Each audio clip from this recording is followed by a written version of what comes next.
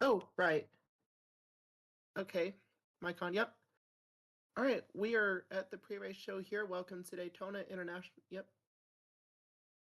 Welcome everyone to Daytona at the backstretch short track here, where we are at the pre-race show right now, Echo Energy Clash at the Beach. There's certainly a lot to talk about tonight. We're using only a little bit of Daytona, but we're going to have just as much action, I think.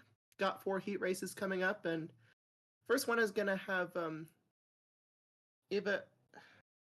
Ava Yeah, gonna have Gersraj, the Hungarian driver. Yeah, thank you. Just getting used to some of the pronunciations. A lot of new drivers in this league starting on the front row.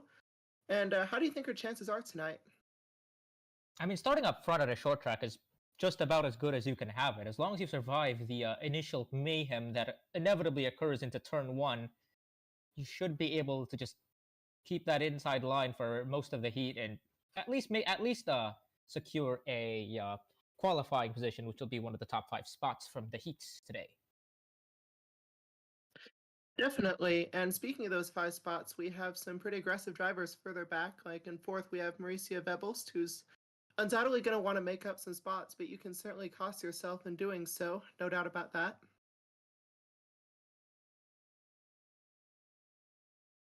Further back, we have a few drivers like Sophie Chantose and several others back there who really need to make up spots as well, starting back in 8th. Not very easy to make up spots, but a lot of room to do so. Undoubtedly going to be a chaotic night, certainly in Heat 1 and definitely the rest too.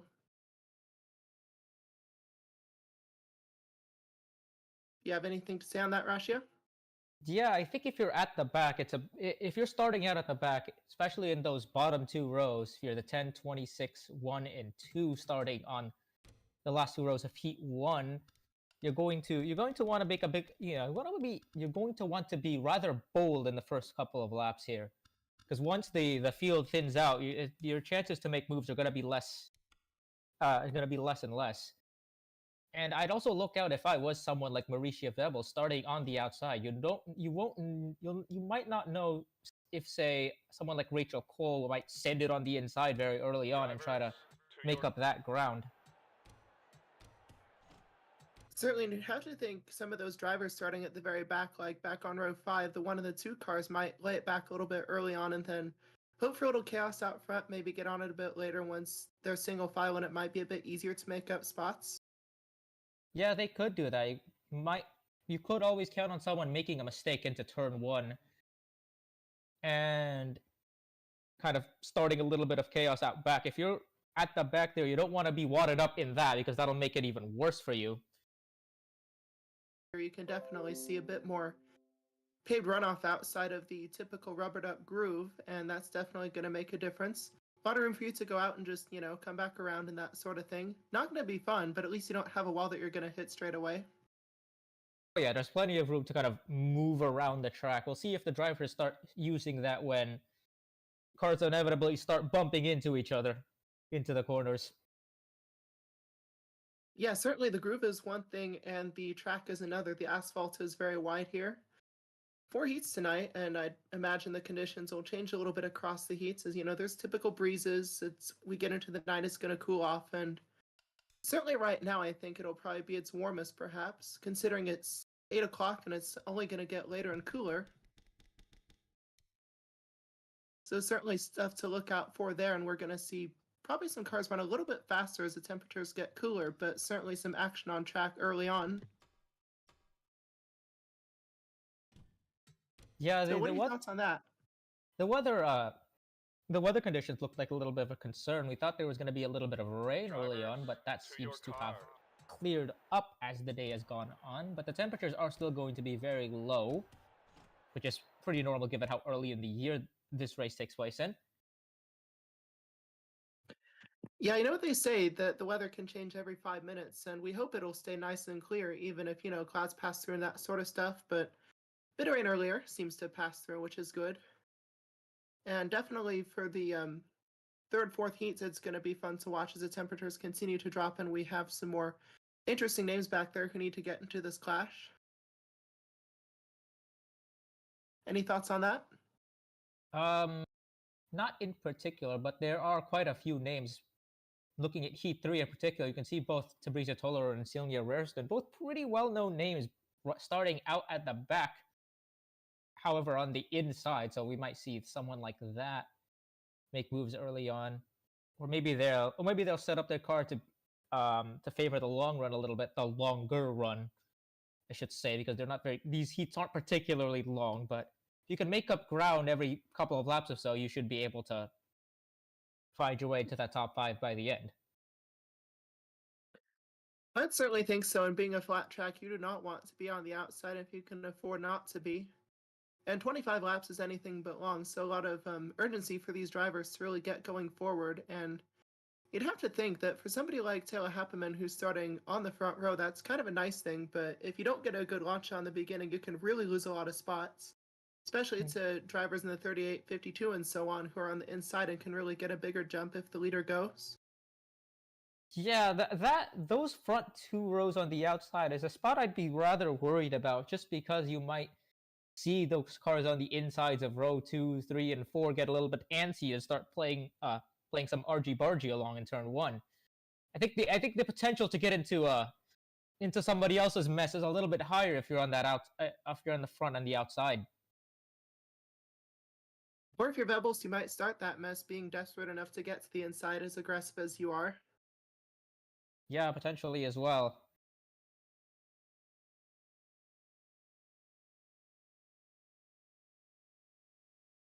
Yeah, so got some time left in this pre-race show, and just looking at that, it looks like we'll have quite a bit of more rubber built up in the later stages of this, so perhaps a little bit less passing in stages 3 and 4. So I think the action's going to be really exciting early on when there's a bit less rubber and you slide around a lot more. But definitely, if you can get to the bottom in those later heats, you can really make up ground. So I think some of that outside line trouble could be a lot more consequential later on. Yeah, I could see that being a thing. Just gotta be aware for the entire race, because you never know when someone's gonna try to push your buttons a little bit and send you out to that outside. Yeah, and being small of a track as it is, that can happen at any point. Yeah. There's a lot of opportunities for someone to make a move, but there might not be a lot of time to do so. And if you're on that outside line, you're going to have to lock in and jump back inside as quickly as possible. Yeah, certainly, be it recklessly chopping across someone or just being lucky and finding a window for yourself the easy way. But you do have to get to the inside eventually, whether it's at the back or somewhere in the middle or even the front. Now, is there anything you're really thinking about heading into this race? And there's certainly a lot to look at, as this is a bit of an unknown, being some of the first AWSCO competitive races we're seeing. Yeah, there's a lot of unknowns here. A lot of the teams are relatively unfamiliar to me. There's a lot of new entrants, new drivers, a couple of new teams here and there, a couple of returning names. You have returning names from the Enks era. You have teams like, obviously, Evans Ross Racing, Southwest Racing. These are names that I recognize, but there's a couple of new ones. I think North Star Motorsports are coming in with Honda. That's a name that I don't think most viewers will recognize off the bat. So I think there's a lot of unknowns as to the performance of each team and whether or not, and how every driver on their team is going to do. That's something that we'll figure out as the season goes on. Yeah, certainly, and this is where we get those first hints. And of course, qualifying is telling in some aspects, but certainly the races where points and prestige is awarded more so. Not necessarily points in this event being the clash in the season opening event, but certainly future ones are really going to be shaped by what the drivers do on track here and how they get along and that sort of thing. Certainly what the teams learn from it. Yeah, I think so. Especially if you're one of these newer teams, I think you can definitely use this event to kind of dial in your setups and everything, and kind of just get a baseline for how your team is performing compared to maybe some of the more established names in this. Yeah, certainly some benchmarks to reach. And as far as this race goes, you might not think it's that relevant because, oh, look, 4 heats and it's just some little exhibition event. We don't do that very often, you might think. But I think it actually is pretty relevant for at least a few tracks where you have some flatter angles on the track and certainly some shorter tracks and things like that. We do have a few of those coming up, so this will have some practical applications as far as car setups and things like that. Certainly at a few places. Yeah, as a test for short track performance, I think the backstretch is probably going to be a decent barometer of how teams are going to be doing and what they might need to work on, especially in races like South Boston, where they're going to be running a similarly short, under half a mile track. And those races being longer, you really want to have your setup dialed in because if you don't, you're going to find yourself laps down within, at least within a couple of minutes at that point. Yeah, definitely. I think balance is going to be a really big thing, especially considering, on a flat track, you don't have the banking to help you go that little bit faster. You just rely on hitting your marks and that sort of thing on the very inside just to, get around the track, really. And as we mentioned before, the inside line is definitely the favored one around here, and those outside rows are going to have some struggles, but definitely going to be fun to watch tonight. You never know what can happen in these sorts of events. And, the shorter the track, the shorter the temper, I suppose. Yeah, I think as everyone's here just racing for pride, you might see a little bit more button pushing from drivers here. Yeah, and some of those drivers are already known for being aggressive, so I would have to think that there's going to be some pretty angry drivers after this race and some who are maybe a bit more defensive, like, I didn't do anything wrong, I'm just racing for myself, sort of thing. You have to Yeah, find the line between, courtesy and fair racing and just aggression and fun.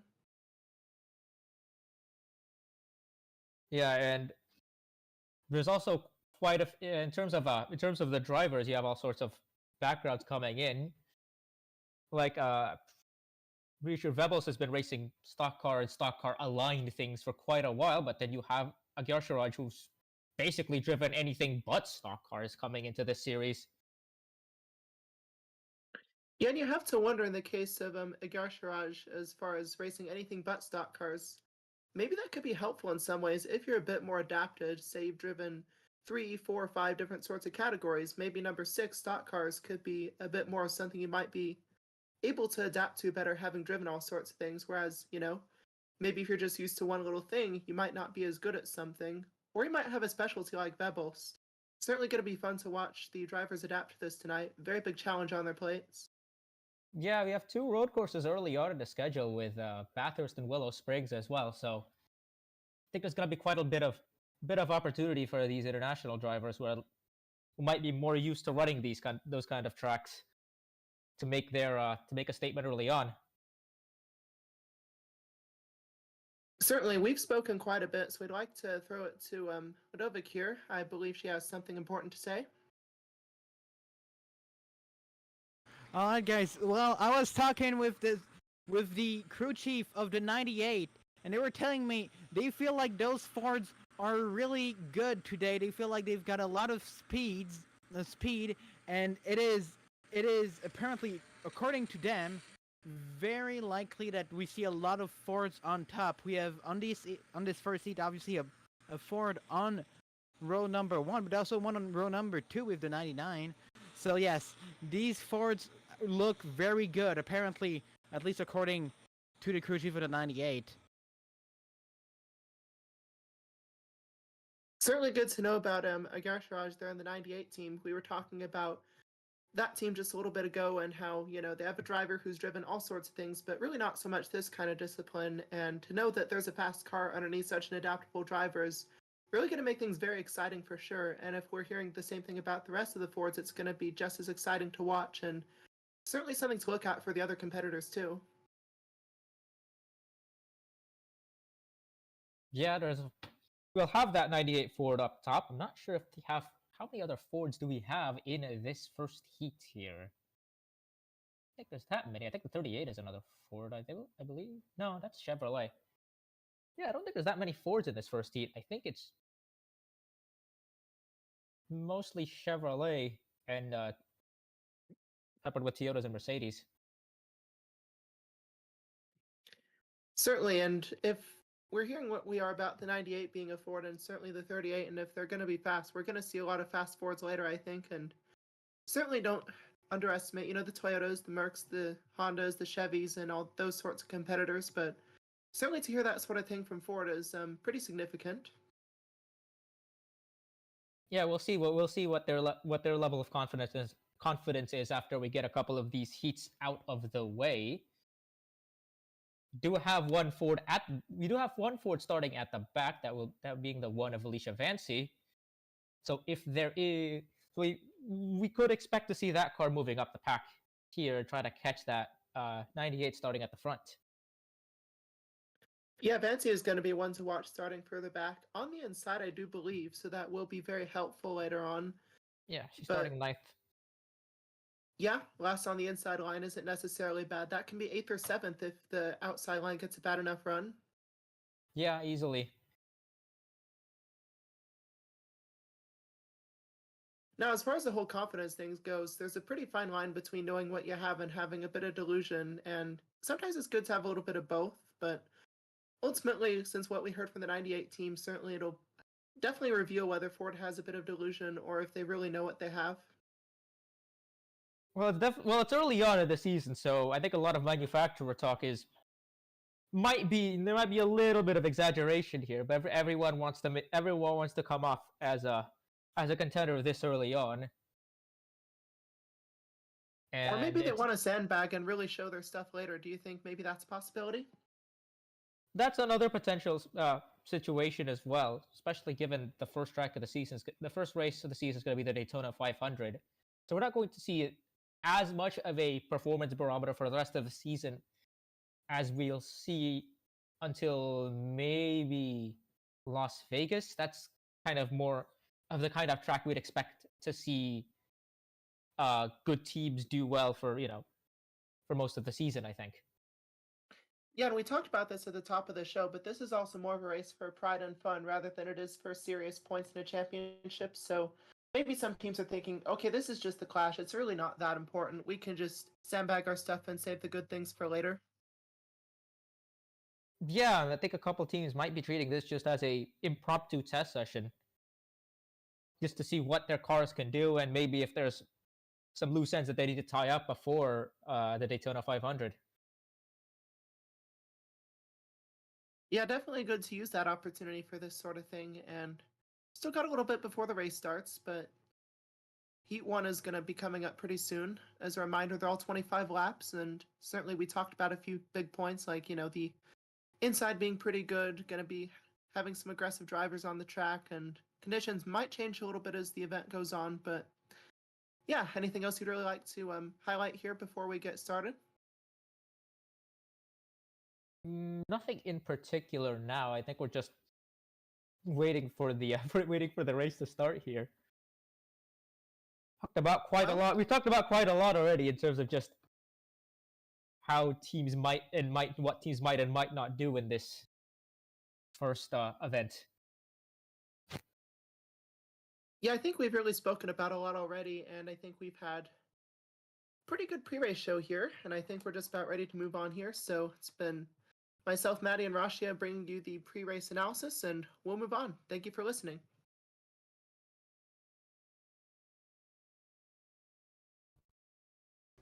Shift U, there we go. Liam, you there? I'm right here. Hey, hello everyone. It's I'm Echo Evans Ross up here in the booth. I'm doing the play-by-play for this race, although I'll be swapping our co-commentator. Joining us for tonight, it is Liam Nolan, noted, what do I call you, Twitter user? No, that sounds too defamatory. That's off. I'm the color commentator for tonight. Yeah. We'll go with that. We're here at the Daytona International Speedway short track. We've set this track up on the back straightaway. We've brought in some TEP grandstands here in the back stretch. And we've repainted this track up to, well, it's a short track again, like we had back in the days when they ran the modifieds and the All-Star Showdown here. What, like 10 years back, I think it was? Something like that. It really helps plenty more room here now that the grass is gone. So Yep. definitely something to keep an eye on.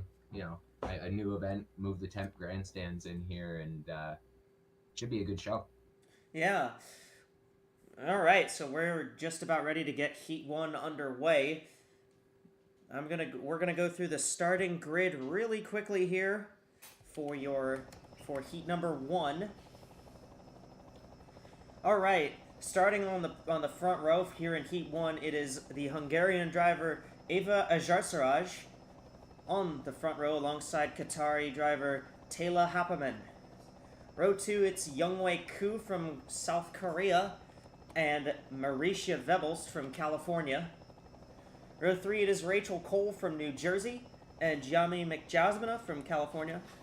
Row 4, Adi Stoneman from California and Sophie Chantose from Quebec. And in row 5, Alicia Vancy from Italy and Isa Ijavida from Ukraine.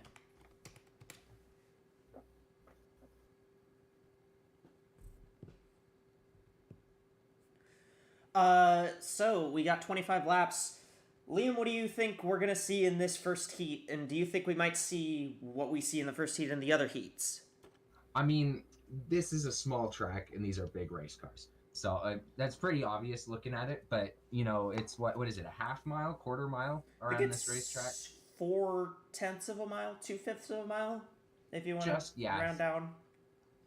So, give or take, you know, I mean, it's a really short track. Not a lot of room on the straightaways. Specifically, the back straightaway, really narrow. So you're going to see a lot of beating and banging. You're going to see a lot of cars in the wall. You're going to see a lot of cars dive bombing each other. I expect some chaos in the first lap when everybody's clustered together. And, you know, you never know. But with the cold weather and everybody sort of wanting to make a name for themselves in this first exhibition race, I could see it stretching through the entire night here. All right, well, let's get the command to get going here for these race car drivers. There's been a lot of testing, but there's been a lot of anticipation to get this season underway, and we're finally going to see cars racing for something that matters, although it's not for points. Not yet, anyways. All right, let's set it down and get the command. Drivers, start your engines. All right, the command has been given. We are just about to get underway for heat number 1. This car's going to roll off and then immediately take off into the pit lane here. You know, this is not a particularly large track. It will be the 98 and the 31 who will lead them to the green. Here we go. Green flag is out, and we're racing in the first heat. You're going to see them dive into turn 1 here, 3 wide at the back of this field. 38. That's what I'm... Ooh. We got a car in the wall already. That was the 6 of McJasmina. This is going to get away from that, though. And Youngwei Koo, who's driven late models for a good bit of her career. The Korean driver has the lead after lap number 1. And that does not surprise me in the slightest. Late models, those drivers are used to short tracks. And, I mean, she's showing it right now. Yeah, we got a bunch of late model drivers up here towards the front because Rachel Cole just took 2nd. Adi Stoneman's trying to get 3rd. Reminder that the transfer spot is 5th. So the top 5 will transfer through to the main. The rest of the drivers will drop into the LCQ, into one of 2 LCQs. There's 2 of them, and then the top 3 from each of those LCQs will transfer into the main event. Eva Jarsaraj started on the pole, but she cannot really hold right now. Yeah, she's just hanging onto that transfer spot. She's got the 26 all over her back bumper right now. She's managed to slot in for now, but we'll see if that continues. The 26 is really pushing her. Same with a lot of these guys towards the back. They're really trying to push through and get to that transfer spot. Basically everyone in the top 4 here, though. Sort of pulling away here. That's going to make it really just the battle for the transfer spot if they don't catch that top 4. Pretty much. Again, not a lot of space on this track, so a what looks like wide gap can be closed very quickly. We got a report on the 2. What do you got, Asher? Hey everyone, and first CrowdStrike crit report of the season. The two, that is Isa Javida, got in the wall early in this race. She's been working her way back up through the field, got past 2 cars. But the 2 driver not very happy here on the start, already got roughed up pretty early on. And we just saw, as that report was going, the 26 of Sophie Chantase took the transfer spot away from Eva Jarsaraj. What do you think about that one, Liam? What do you think about what the 2's complaining about here? I mean, this early on, I would also be complaining about being put in the wall. It was lap 1, and you're already being moved out of the way at the back of the field. The goal is to move up into the transfer spot. You don't need to be pushing around like that at the back of this pack. And I mean, you can see the frustration from the 2 team. She moves right to the inside of that 99. She is on a mission to get to that transfer spot before the end of this race, and I don't blame her. I'm not sure if the driver of the 99 is the one you want to be messing with here, because Vebels is not known to be particularly kind back when you bump her around, but Javid is going to be able to take that spot away. But the 99's really pushing her. Mostly single-filed out. Youngwei Ku is the leader. Then it's Rachel Cole, Audie Stoneman, Felicia Vancy, and Sophie Chantase, who have the transfer spots at the current moment. We're about halfway through this race now, so it's really going to be crunch time for anybody who isn't in a transfer spot at the moment. Yep. And I imagine it'll be a little more chaotic once we start to get once we get more drivers in on the track. Right now with 10 cars on the track, it's not going to be the most incredible sights, but you will see some guys try and go for spots at some point. The 2 and the 98 are both really trying to close up here on the 26, but right now the 26 of Sophie Chandase, who's driving for former ISRC champion Ryan Inverness. You would actually know about him. That's his team. He owns that team. Would for sure. Ryan Inverness, he's a race winner. He's put together a hopefully race-winning team here at Toyota Squad. I mean, looks quick. That 26 moved into a transfer spot, so it's not like they're defending positions here. They're here to take them. And doesn't surprise me one bit that team's quick. And the 98 of Ajarsaraj, who's just come over here. She's done endurance racing. She's run the 24-hour Le Mans. She's done karting. She's basically a jack of all trades, except for this kind of stock car stuff. She doesn't really have much experience, but she had a great showing on our practice and qualifying session yesterday. But she really has not backed it up in the race. Yeah, I mean, again, practice and qualifying, that's one session, and on a short track especially, you set one good lap. You're set up until the race. With once you're actually out there competing, it's a whole different animal. Once you're out there fighting against right now 9 other drivers, it's and everybody's hungry. It's a totally different situation than cruising around in qualifying. And Ajarsaraj, I guess maybe she's just not used to the whole running people around here, because this isn't something you tend to do in a lot of other forms of motorsport, but in this, you gotta knock people out of the way, and she seems a bit hesitant. Yeah. Although the 26 ran wide, so she's got a trying chance to make the here in move, but I don't think she's gonna get it just yet. We do have 6 laps to go. That's the fight for the transfer spot. The 38, I believe, would end up leading every lap because she actually took the lead on the first lap. 5 to go now, and it's gonna be this 2, maybe 3 car battle if the one gets dragged back into this for this transfer spot here. Yep. Not a lot of time left though, so that 98's got to make a move, and she's got to do it soon. Not a lot of aggression in this heat. It seems like these guys either are okay with dropping back into the LCQ, or maybe they just don't have enough right now to try and make these kinds of moves yet. Bit off compared to some of the testing we saw here before, where there was a lot of knocking people around, but You spoke on the idea of maybe just being okay with dropping into the LCQ, and that does not surprise me one bit. I mean, with a track this small, you don't really expect to have a backup car ready. So maybe these drivers just don't want to bang up their cars before the important races. This is sort of just to set the field, and you've got a second chance if you don't make it. So I'm gonna hand it back off to you for the white flag as we come around for the last lap. Last lap of heat number 1, and the 98 is trying to get to the 26.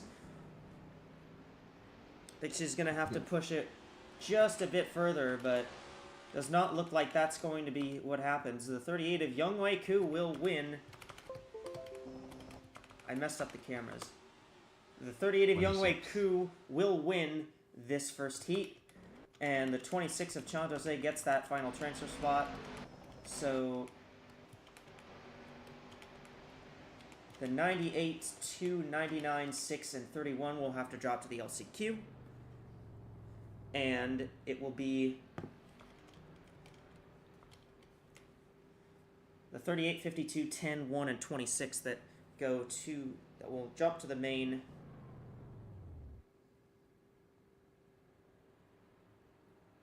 As all the other drivers pull off into pit lane, we'll get ready for the second heat. We're going to get ready for the second heat. We're going to send you back to the studio, and they're going to break down what you just saw. All right, take it away, y'all.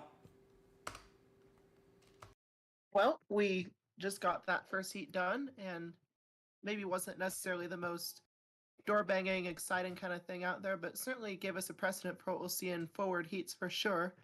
Bit surprised to see Agar Shiraj not make it into the main event just through the heat alone. Certainly means that pole position isn't necessarily a guarantee of making it through. What do you think about that?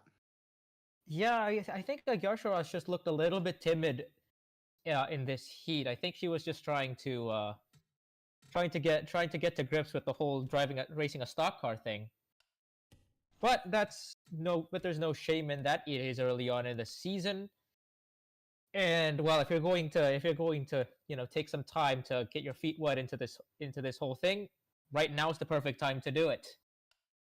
We did see a good run from that one of Alicia Vanti though, so maybe Ford do have something up their sleeve so far. I would think so. Certainly coming from the back row up to fourth and just getting in through the heat alone is certainly very praiseworthy, I'd have to think. And certainly a lot to talk about there. And of course, Bebel started on the outside of row 2, fell back, is going to have to go through the LCQ. So I think her whole outside line not being very good prediction is somewhat true. Yeah, I think we'll see that as well, because Stoneman similarly got through that early mess and managed to drive her way into a qualifying spot for the main event as well. Might see some of that with the second heat. We have a couple of drivers from some of the manufacturer flagship teams starting in that position. You have Erlen Handstrom in the Mason Parker number 19 and the 42 for Southwest of Meca Janeiro in those similar positions. Certainly, and as far as that first heat, maybe not, the most enthralling, but certainly you'd have to think that maybe the other heats could be a little bit different, because, one race can be one way, and then the following can be completely different.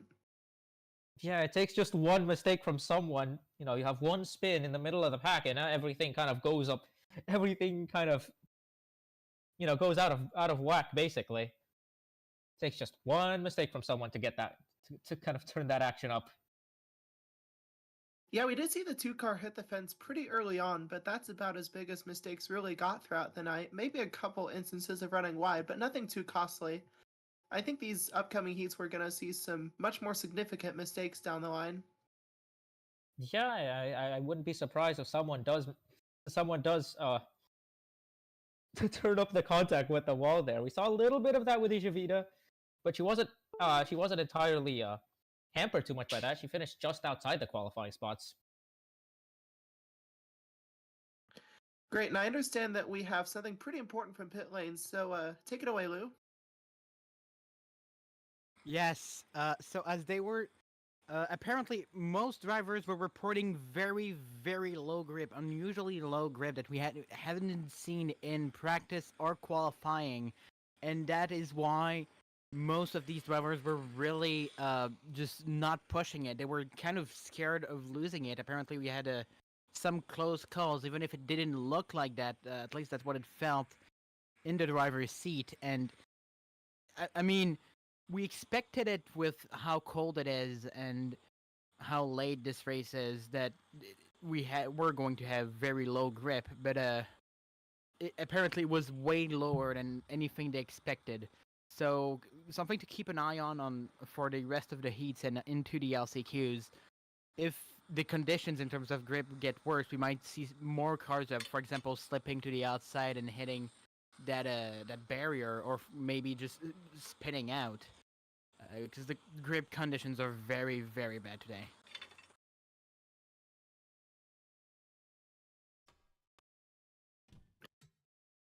Yeah, I can't really disagree with that assessment, and maybe that's why that first heat wasn't so active, is because the drivers were just being careful.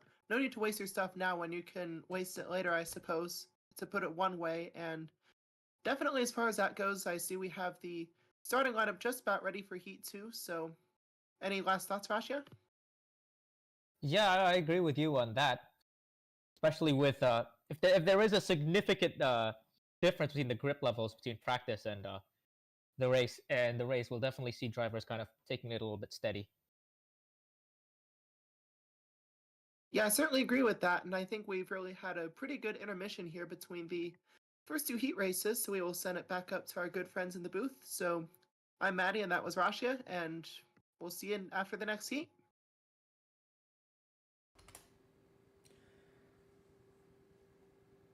All right, thanks, guys. We're Echo and I, Liam, Yep, I'm here. color I'm here. commentary, back here in the booth at Daytona. Echo, were you ready for Heat 2? Yeah, I think I am. That first heat, not particularly exciting. Not the greatest first showing for these cars, but we got another chance here in Heat 2. It's cooled down a little bit. And I gotta unpause the game. I mean, It's cool. Blue mentioned it in that pit report. The cooler weather going to adjust how those tires grip to the track. They won't be able to stick quite as well. So definitely that reduced grip might adjust how the racing goes, and that could explain why there wasn't as much action in the first heat. Just these guys have been used to practice and qualifying where the track was a lot warmer. There's a lot more grip. They were able to sort of move around a bit more. Definitely a totally different beast to manage once the track cools down. Yeah. All right. Well, I'm gonna read off the starting grid here for heat number 2, and we will be getting going shortly afterwards. Row 1, it's the Peruvian Amani Wandayo who sits on the pole alongside Japanese driver Mika Harina. Row 2, Washington's Nietzsche Garnston and Oregon's Sky and Jetta. Row 3, it is Germany's Lauri Schliesenbach and Pennsylvania's Abby Little. Row 4, it is Norway's Arlen Handstrom and California's Yanni Waterton. And row 5, Brazil's Meika Gennaro and South Carolina's DeGabi Abriella. Technically, Abriella, this would be the closest track to her hometown of Spartanburg, South Carolina, but that doesn't really matter because she obviously has different home tracks. Yeah. So, what are you thinking? Do you think we might see more of the same in Heat 2, or do you think they might turn up the ante a little bit here? As I'd love to see them turn up the aggression, but again, it's 10 cars in a heat race. There's an LCQ and a main. You don't want to beat up your car too much. It wouldn't surprise me if we get a very similar heat to Heat 1, but with the way the temperature's been dropping, the grip's been changing. It could be a totally different race every single time we fire up the cars here.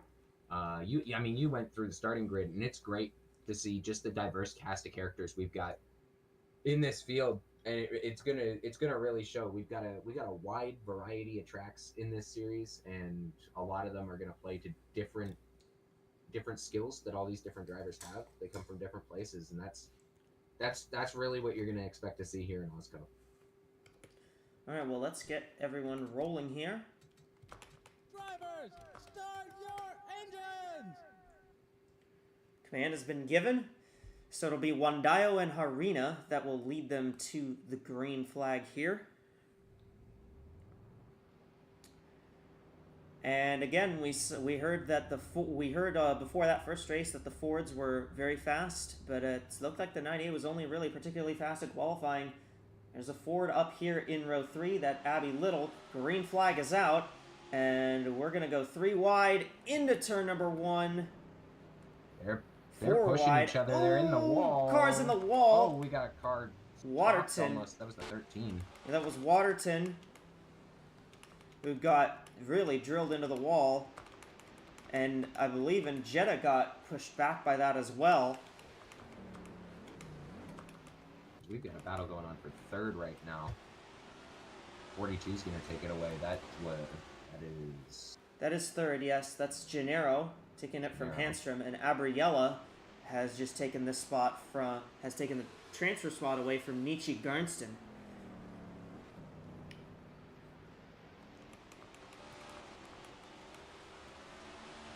Single filing out pretty quickly here. Mika Harina, who started on the outside pole, could not hang on to a top 5 spot, but there was a lot of chaos on that first corner, as I think we were all kind of expecting to see, but might calm down after that one. Right now, transfer spot belongs to Gabby Abriella in that 20 car. But I mean, you've got Mika Harina in the 34, and I saw the 27 Nietzsche Grindstone. Both of them are looking. They're trying to make passes on each other. I mean, here comes the 71 of Abby Little. Yeah, here comes Abby Little now too. So I mean, we're only on lap 6 now. This race is far from over. Oh, the 71's really trying to push the 27 out of the way. The 27 cleared herself off the 71. I don't think Abby Little particularly was particularly happy about that.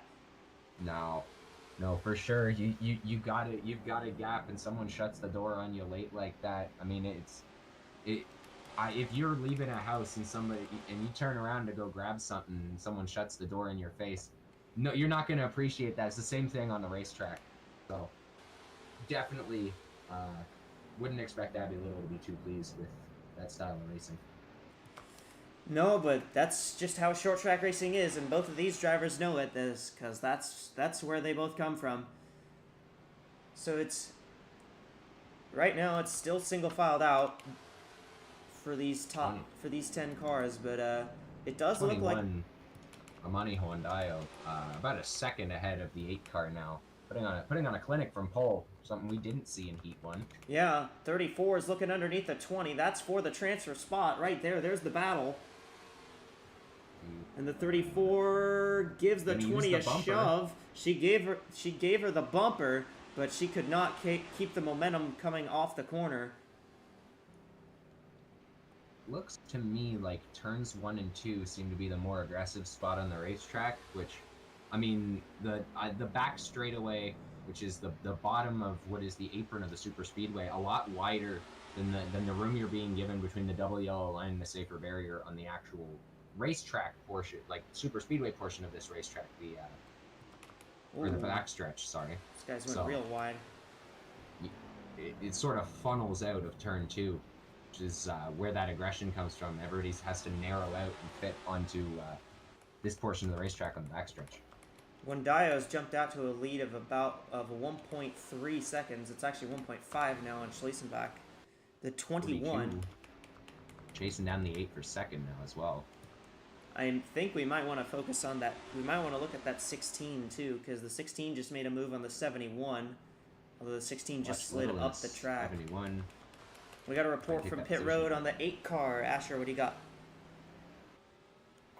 Hey guys, got another CrowdStrike pit report on the number 8 of Laurie Schlesenbach. The team has said to calm it down. She was, of course, the one who sent it 3 wide into turn 1 on the opening lap, which caused a bit of mayhem. So I think that's why she might have backed off of the 21 quite a bit and let her run away with this lead. Thank you for that. Yeah, I mean, smart move. You're in the race at this point. Comfortably as well. Yeah. So why risk it at this point if you're the 8 car of Schliesenbach?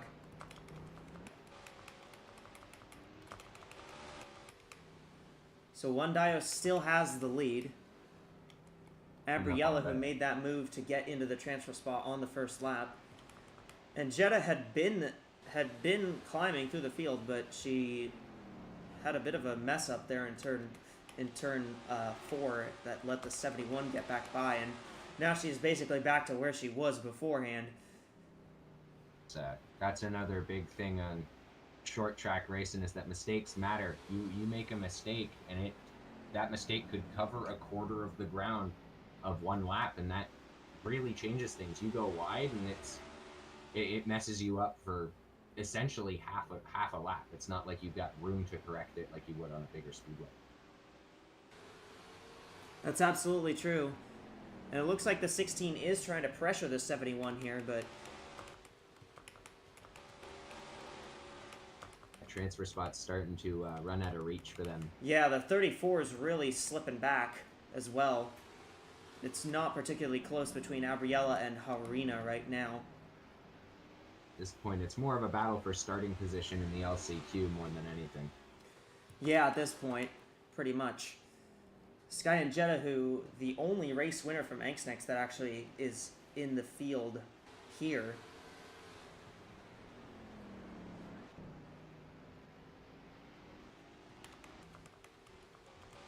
She's obviously very fast, but I think she also feels like she has something to prove. And this is not particularly doing great, and we have the 20 trying to pass the 19 for the 4th position right now. I wonder if that might lead to a transfer battle, if the 34 can close in fast enough. Arlen Handstrom's going to drop back here. Well, actually, Arlen Handstrom's going to stay on the outside. Now the 19 has dropped back behind the 20. Watch that 34 try and get into striking distance of this transfer spot coming down to the closing laps of this race. Yeah, I wonder if the 34 might think they have something. 20 has the fastest lap of anybody in this heat. Harina's going to have to really try to push it here, though. It's not a particular... It's a pretty big gap between the 34 and the 19, but... see if the 34 tries to send it. Last lap of heat number 2.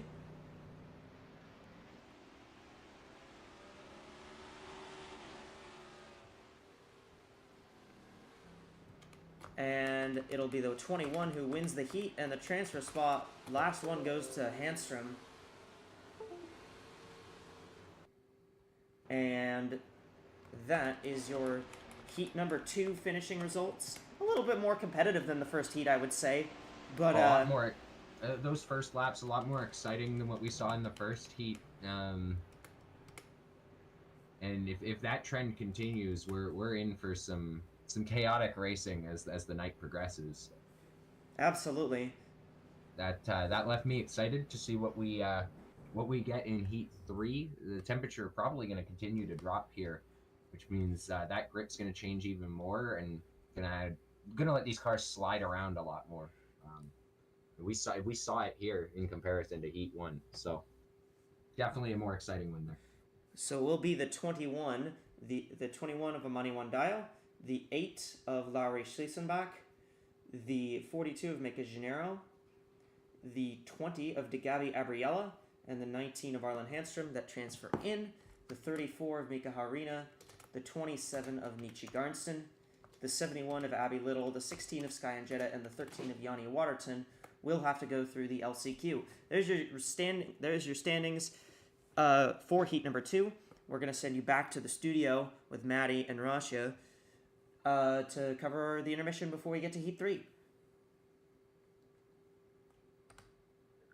Well, that concludes the second heat here at the Daytona short track on the backstretch, and we did see a bit more action. It wasn't necessarily just on your toes throughout the entire thing, but we did see pretty good pass for fourth near the end, and we did see quite a bit of chaos in the very opening stages.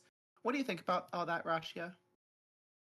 Well, what did we say earlier about starting on the inside of those back rows?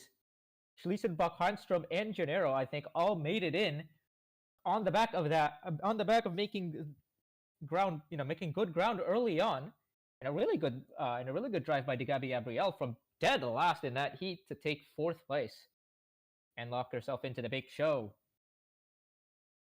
Yeah, I was going to remark on that, not just the inside of the back row, but just the back row in general. Part of it's just simply having more time to avoid any potential mistakes up front, but it's also pretty unlikely that you're going to be bullied for ninth necessarily as much as you might be for, say, fourth or fifth. And certainly being in 10th, you might be able to sneak by, get quite a few positions like DeGabi Gabriella did for sure. Yeah, the pack seems to thin themselves into that kind of single file line pretty quickly. So in that window of opportunity, if you're able to dodge a couple of those cars battling for fourth and fifth, I think you'll be able to slot into those lower transfer spots pretty nicely. And once you get to like lap 7 or 8, I think it's all about just kind of hitting your marks and making sure you don't end up making a mistake that lets someone into your inside. Oh, certainly. I definitely agree with that assessment. And, as far as the aggression goes, we saw Abby Little in the race was very aggressive at the start, and even throughout other portions of the race was just trying to make up ground, but ultimately lost a considerable portion. And, some of that aggression might work against you. And I understand that we have a report from Wadovic on pit road. We'll send it down there. Yes. All right.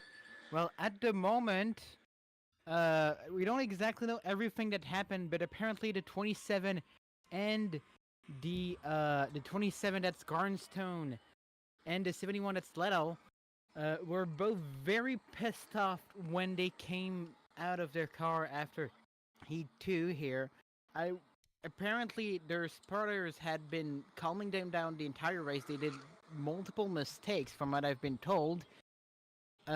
So we'll check on maybe after Heat 3. I'll see what happened, but it might have something to do with that turn 4 technically, lap 1 kerfuffle, where half of that Heat 2 field got into the wall there. So we'll see what happened. Yeah, that's a good report on Abby Little there for sure, and Garnston as well, as far as the whole bit of aggression there and the potential arguments between those two. We'll have to see how that happened later, but that really goes to show you can't get too aggressive here, as we were just talking about, but you also can't be too conservative. We saw that from Agarshiraj in the very first heat, so you have to find that balance. And like our good friends in the booth said, I think Heat 2 leaves me pretty optimistic as well for what Heat 3 and potentially 4 have to offer. What do you think about that, Rashia?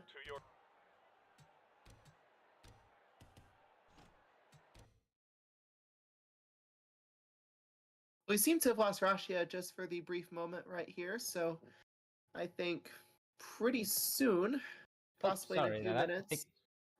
Sorry about that. I think they're back now. We're having some technical issues in there, but yeah, I agree with what you're saying. Just kind of on the back of seeing that kind of balance between aggression and just making sure you keep a place on track. Because if you're too aggressive, you might see someone trying to take advantage of that and try to take a spot from you. If you're trying, when someone makes a move like that.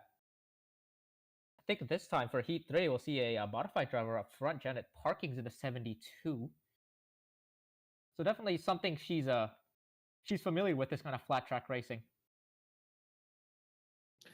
Yeah, certainly. And modified drivers are not known for being very conservative, but maybe if you're starting up front, you can afford to be a little bit. We didn't see that from Agarshiraj, or rather we did, and it went very wrong, but maybe you have to just, again, find that balance, perhaps.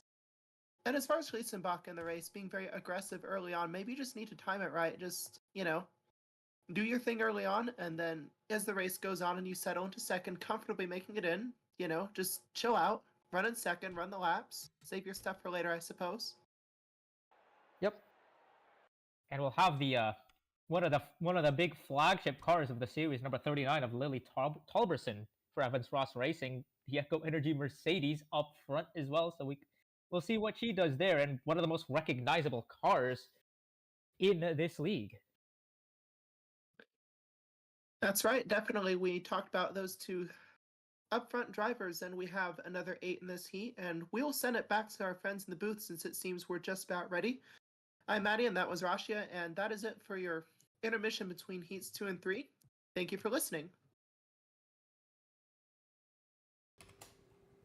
All right, and we are back for heat number 3.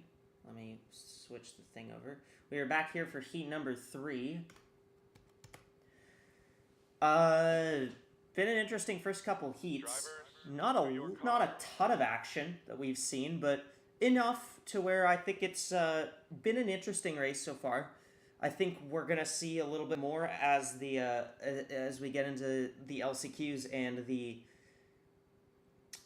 especially the main race, which will have a whole 26 cars. So that's gonna be that's gonna be pretty fun. Absolutely. I mean, the temperatures are dropping, but things are heating up for sure. We saw it with the intensity increase from heat 1 to heat 2. We'll see if it increases again from heat 2 to heat 3, and then once we've doubled the amount of cars on the racetrack coming towards the end of this event, I mean, it's gonna be anybody's game. All right. Well, let's take a look at the starting grid for heat number 3. On the front row, it's Massachusetts' Janet Parkings alongside Canada's Lily Tolberson in the 39.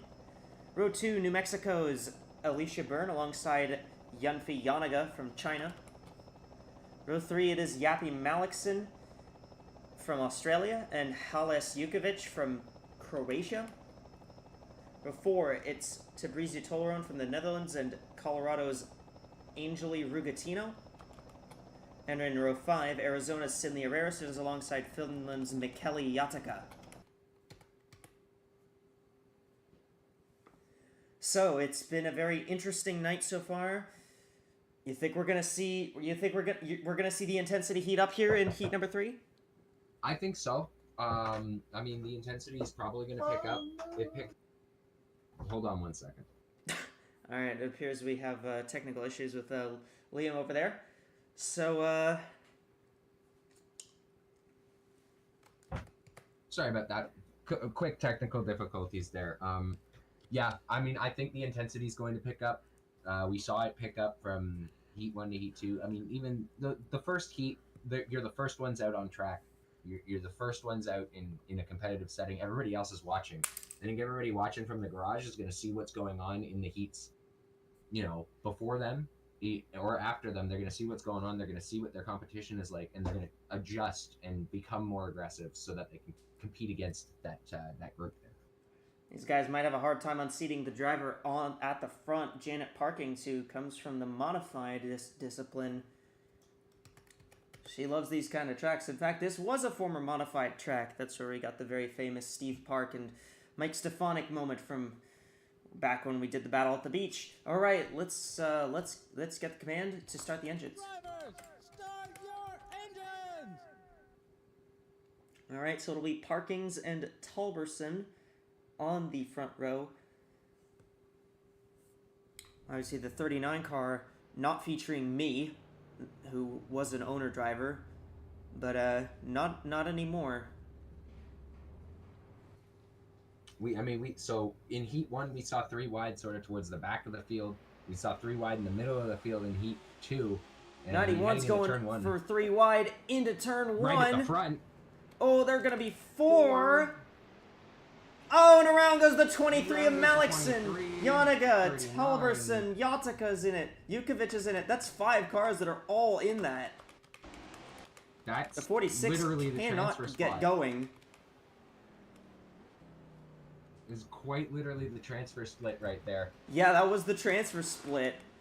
And it appears the race officials have decided that that is not worth a caution, as everyone was able to get back rolling. Quite surprising, at least in my opinion. I mean, the 26 was having trouble getting back going there after that first incident, and she really wasn't back up to speed until the leaders were coming through turn 2. So surprising we didn't get a caution. Now it's going to be the guys at the back hoping that the group in the front has some issues. Yeah, and That's with their the way only they're chance of getting racing into right the now, lane. that could happen. It is very possible. But it's Alicia Byrne with a very aggressive move, and it led to 4 wide, and that didn't lead to anything good for these drivers that just spun down the back straightaway. But they are still going, and they're going to try to make the most they can out of the situation that they've been given. But so far, it is the 91 who's leading. It's the 72 who's dropped to second. The 96 of Rugatino, Rugatino's had some very, very good results in the test races that have been run before the season. She's once again performing in that 96 car. I know they've had some assistance from multiple other drivers that some people may recognize. If any of you know the Smith brothers, they've apparently been helping work things out on that team. So I'm sure that's a name you recognize at least, Liam. Absolutely. And that Dark Horse Racing team, they're, I mean, you can tell from the name, they're definitely up there in terms of Ford support, and I mean, they're quick. They're up here. 96 is in third right now, so doesn't surprise me to see these Fords up here. Yeah, and I'm hearing we got a report down on pit road about the 39 team, so we're gonna send it down there.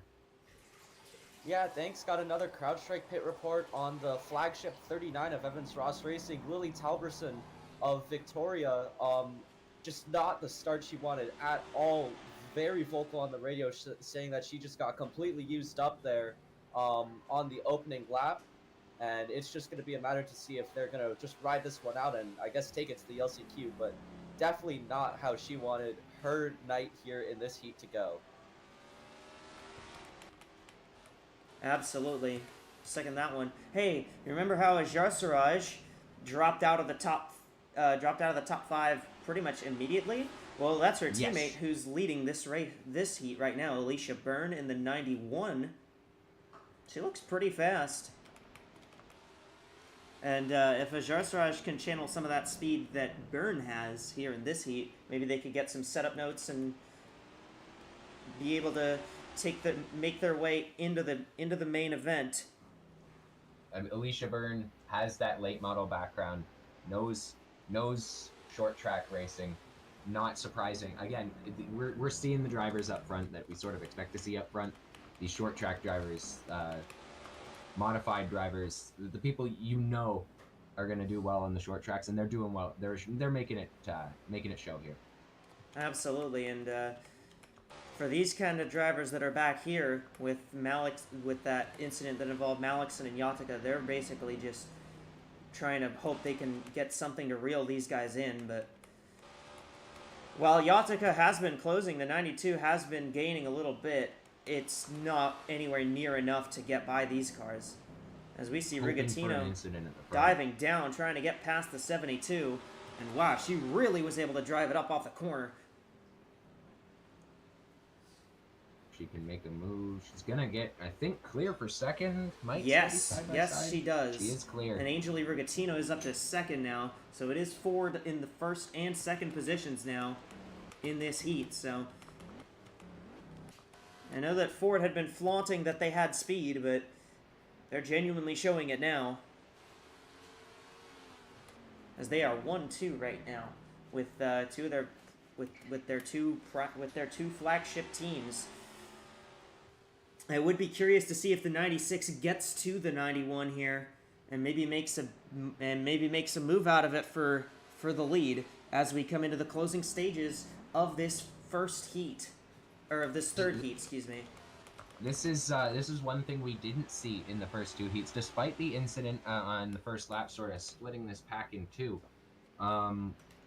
We haven't really seen a battle for the lead yet. If the 96 does get up there, we're gonna have a late battle for the lead. We didn't see that in Heat 1. We definitely didn't see that in Heat 2. So again, things are changing. Drivers are getting more aggressive, and we aren't even into the last chance qualifiers in the main yet. 96 really slipped up there. Here comes the 15, trying to get by the 32 of Rariston. That's for the 4th position. These guys are basically just battling for quality spots. I think Rariston's going to do the smart move and just let her go by. Those two former teammates in Enks Next and in the Enks series for Evans Ross Racing. Now they're both at different teams, and they're both at Honda. And they're just trying to chill their way through this one. And the 72 is now looking underneath the 96. That's a battle for second as they go back at it. Second back. Oh, parking's in there, a bit of contact. Yeah, they made contact. They touched a bit, but still door to door into 3 and 4 here. That Team Flurvent has looked very, very strong. Former Bruneian Cup Series champion Robin Flurvent, who owns that team. He's making their debut in a big competitive racing series look really, really sharp. Now the 72 got pushed wide. Coming to the white flag. 96 got pushed wide last lap, messed up the corner. That dropped her down to 3rd. But we'll see if maybe she can take a move for second back on this final lap here. It won't be close for the transfer spot, as we expected after they did not throw the caution there. Alicia Byrne will hang on to win the 3rd heat. Once again, we have not seen a lead change under green. And 46, I guess, just gave up or something. They just wrecked trouble at the back. They just wrecked after the flag here. I'm not sure what that's all about. So transferring will be the 91, the 72, the 96, the 15, and the 32 in that order. Let's go back and see what happened. Why did Yatika... What happened to the 92 here? Just stopped in front of the 23. That's kind of stems back to that first lap incident.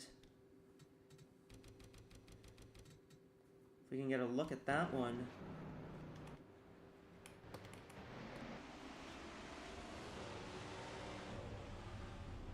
I'm not sure why the 92's upset at the 23. They didn't make contact till the very end. Oh, they were 5 wide. That's what happened here. Might just be a bit of displeasure with the situation.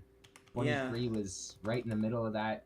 Sort of probably caused part of the incident. 92 sort of symbolic stops in front of the 23. Like, hey, you stopped up the field in front of me and cost me my chance at making it into the main. But definitely some displeasure being shown. Got another report down on pit road, this time about the 91 team. Yeah, so just finished talking with the crew chief of the 91 team of Alicia Byrne for this CrowdStrike pit report. And on the question of Ford's pace, they said take that heat as a warning shot from Ford. They think that they've really got the cars underneath them tonight, so I think keep an eye on the Blue Ovals. Interesting note there from the Ford camp. All right, we are going to send you back to the studio. Actually, hang on 1 second, Echo. We got one more report here on pit road, this time from Ludovic. Lou, what you got for us? Well, yes, everybody saw how that 46 car was pretty slow for the entire heat.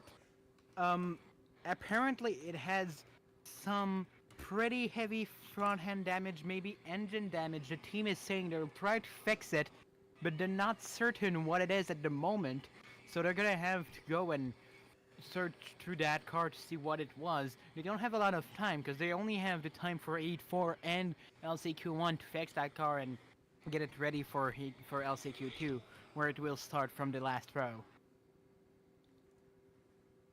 All right, well, we are going to send you then to the studio after those reports. Take it away, Maddie and Russia. Well, we saw a pretty uneventful Heat 1. Heat 2 was a bit more eventful, but Heat 3 really took us off the rails. Unfortunately, it ruined that battle for the transfer spot, but certainly a lot of chaos there. Certainly some arguments after the race, and admittedly stopping your car in front of another one is not the way to take out your anger, but certainly a lot of heat in that one. And as we approach the final heat, do you really have any things to say about this last one, Rasha? Yeah, I mean, I think this last heat was basically decided at the exit of turn 2 on the first lap. But yeah, I'm happy to see a couple of these guys again starting on the inside of the back rows. Especially Cinia Rariston. I've seen her race in a bunch of other series, and she tends to be rather snake bitten in those. So a little bit of luck going her way, for once. I think good fortune for that number 32 Honda Civic. Oh, Accord, but yeah, Accord. certainly good day for that Honda driver. And as far as I guess we saw with some of those cars starting near the back, you aren't always that fortunate. We saw with the 46 for sure had all sorts of problems during the heat, and of course stop before the line probably was some kind of mechanical problem, but definitely a lot to think about from that heat. So yeah, certainly what do you expect heading into this final heat using all the lessons we've learned from this first three? Well, I think the Fords are starting to show their pace, definitely. We got that pit report earlier that shows that they are very much confident in the speed their cars have. We'll see what this means for Heat 4. We have two of them starting, but they're both on the outside. We got Alicante starting on the outside of row 2 and Delata starting on the outside of row 3. So it may be a little bit of... If those cars are able to make it from those outside spots, which you've seen a lot of bad results coming out of those specific spots there. So we'll see what they can do from those pretty disadvantaged starting positions, I think. Yeah, we got several reports from Ford as far as their confidence, some of which have seemed like delusion and others have seemed like very serious, good analyses of their speed. Now, as far as starting third, we saw the 91 win that race. Of course, she started third. The pole's not always the most advantageous position now, is it? Because parking started on the pole, but of course fell back to second, which isn't a huge deal, but maybe if you're willing to take it 3 wide, be aggressive, and risk having some controversy, maybe if you're third, you can win this heat. Yeah, I think you can definitely win this heat starting third.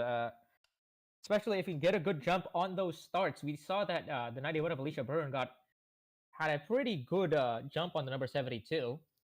Was able to get into her inside and make the pass for the lead pretty early on, and she was able to just cruise onwards from there with no real threat to her lead from any of the other top 5 cars there. So yeah, I definitely think you can do that.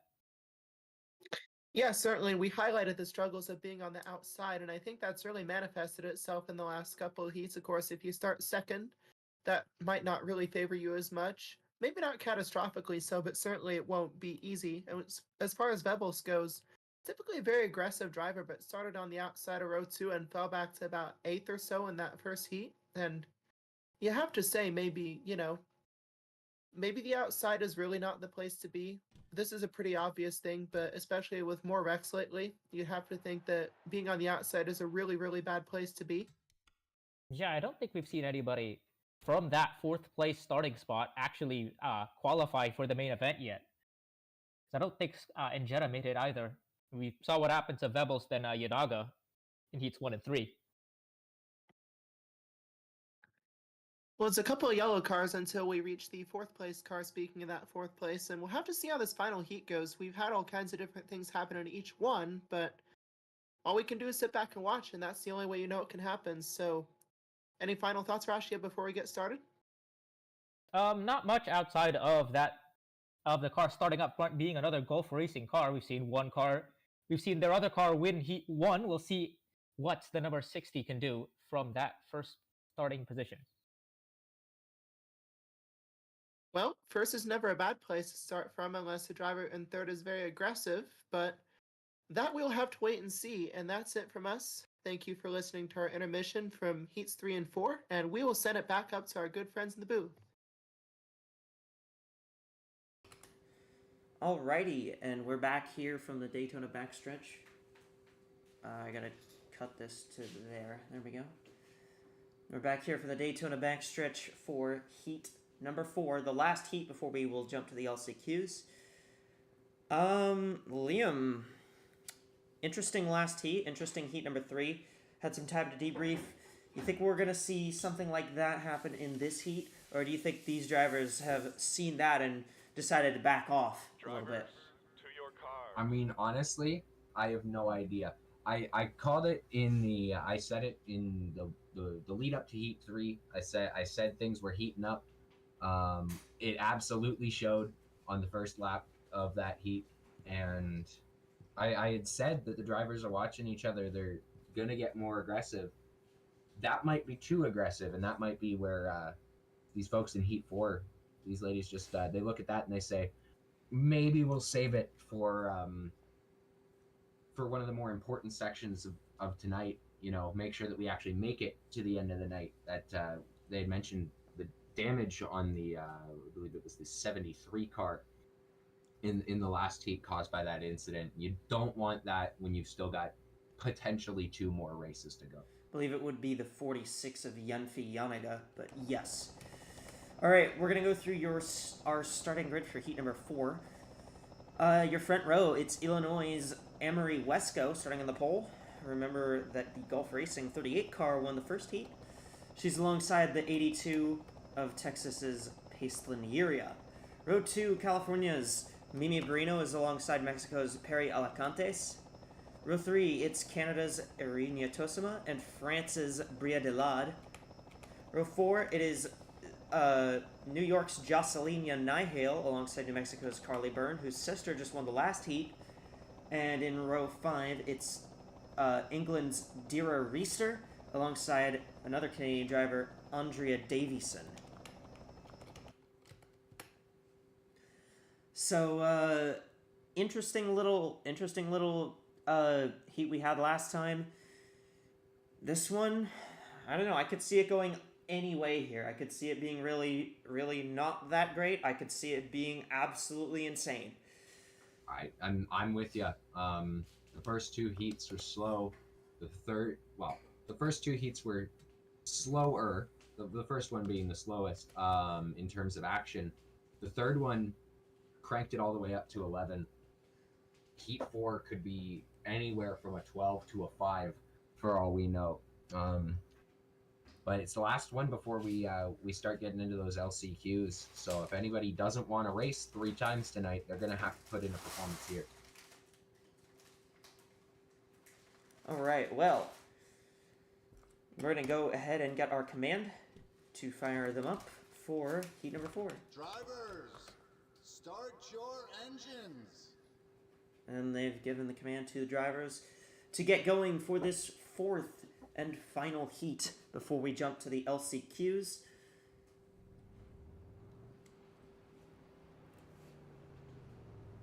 The top 5 are the ones who will advance, as we've covered previously. Fingers crossed this time there's more than just 5 cars competing for that transfer spot. Yeah. Green flag, and they're Whoa, we got already trouble before bidding the it. That's line. the 55 and the 18. The 17's around. That's Dura Reister. Looks like they're all going to get it gathered up. They got it back going, so we're going to stay green. Here comes the 3 of Mimi Barrino for the race lead. And the 60 did lead that lap, but if the 3's able to take the lead, we will have our first official lead change under green here. At least on a lap that isn't the first one. Yes. They are going all over the place back here.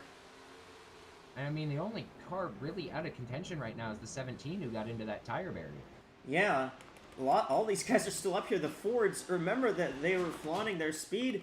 They just took each other. They knocked each other into the wall there. The 55 just turned the 18, and that's going to be something that's probably going to be discussed in the manufacturer team meeting.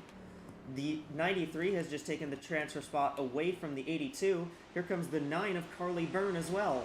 The Fords are still battling each other back Yeah, the there. 18's still going side by side with the 55.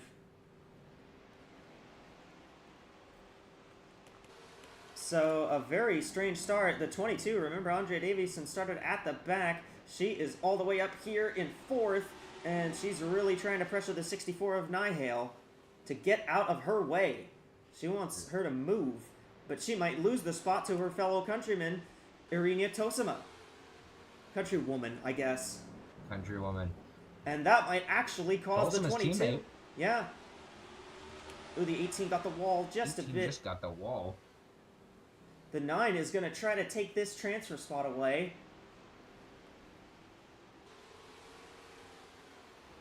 Reports from Pit Road. Lou, what do you got on the 18 car? Yes, I mean, it is at this point, the 18 is incredibly pissed. You have no idea. We cannot say those words on television. It got hooked by the 55, and it just livid because of it. And I don't know how well this is gonna go after this heat is over in the pits, but man, the 55 just hooked at 18, and the 18 does not want any of it. And actually, the 18 is right behind at 55, so maybe we might see some payback here. So I'm not shocked in the slightest. I mean, the 18 got turned, from what I could see, before they even took the green. Ford teammate or not, that's not what you want, even in an exhibition race, and that's sort of the tempers you're gonna get here from short track racing. Everybody's beating and banging, and it's gonna get into your head. Absolutely. But this is just the heat race, so you gotta stay laser focused, because even if you don't make the main, you gotta stay focused on that last chance qualifier and gain some position so you don't start out back in the LCQ. Yeah, it's sort of calmed down now, but as we see, the 18 has quite a bit of rear end damage there, and she's still kind of just on the back bumper of the 55, kind of just like laying back as like a little warning shot, I guess. Ooh, the 22 trying to get underneath the 82. That's Davison trying to pass Yiria. She is gonna get down underneath for that spot. And that is for 6th. And Andrea Davison's going to try to battle back and get that final transfer spot back from the 9 as she lost it from... Sorry, I had to check if I was unmuted.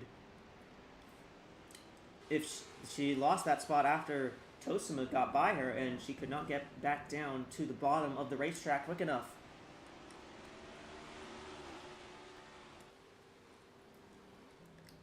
But at the moment, it looks like a couple ERR cars will be transferring in. Although we'll see how that transpires going forward. 10 laps to go, so plenty of time for that 22 to take a transfer spot back here. Yeah, that new car for Red Racing. Red had never fielded more than 3 cars until this. Now they've got this 4th car with the 22, as they're now the primary Chevrolet team.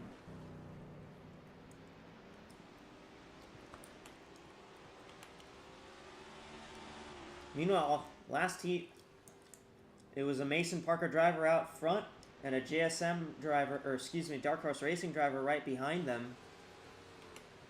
And right now, it's the reverse, and it's at the back of the field, and these two already have some...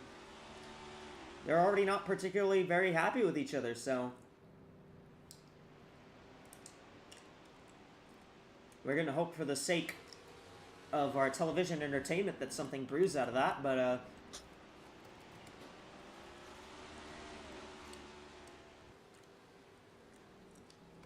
we'll see what goes on. The 82 slides up the track, and the 55 is going to get underneath. At least try to.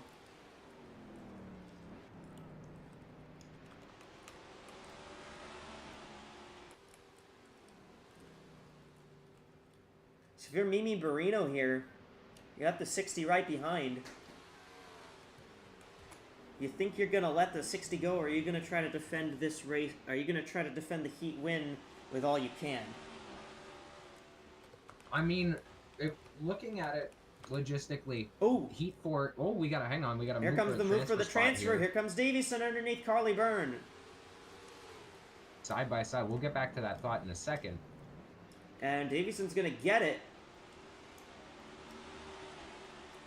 Wonder if the 9 might try and cross her over and get back at her. But yeah, go ahead.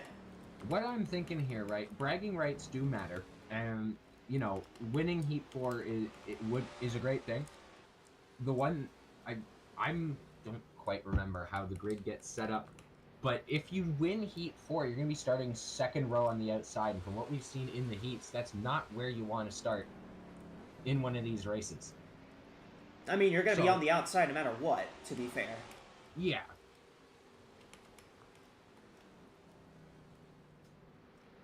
Last lap.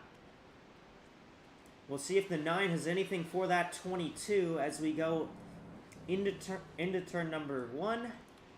I don't know if the 9's going to have enough to get to the 22 of Andrea Davison. And Davison with a great move at the end of heat number 4. Barina's going to win. Checkers. And it's going to be AWSCO, Nihale, Tosima, and Davison that will follow her through into into the main event. And the rest of these guys will have to go through the LCQ.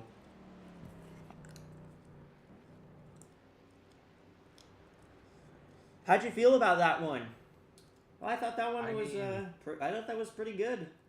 That was pretty good. I mean, yeah, we got that early incident similar to what we had in Heat 3. The difference is this one happened prior to the first corner. And it happened prior to the start-finish line, actually, if we go back and take a look at it. And that's something we've had yet to see tonight. We haven't had an incident on the front straightaway yet.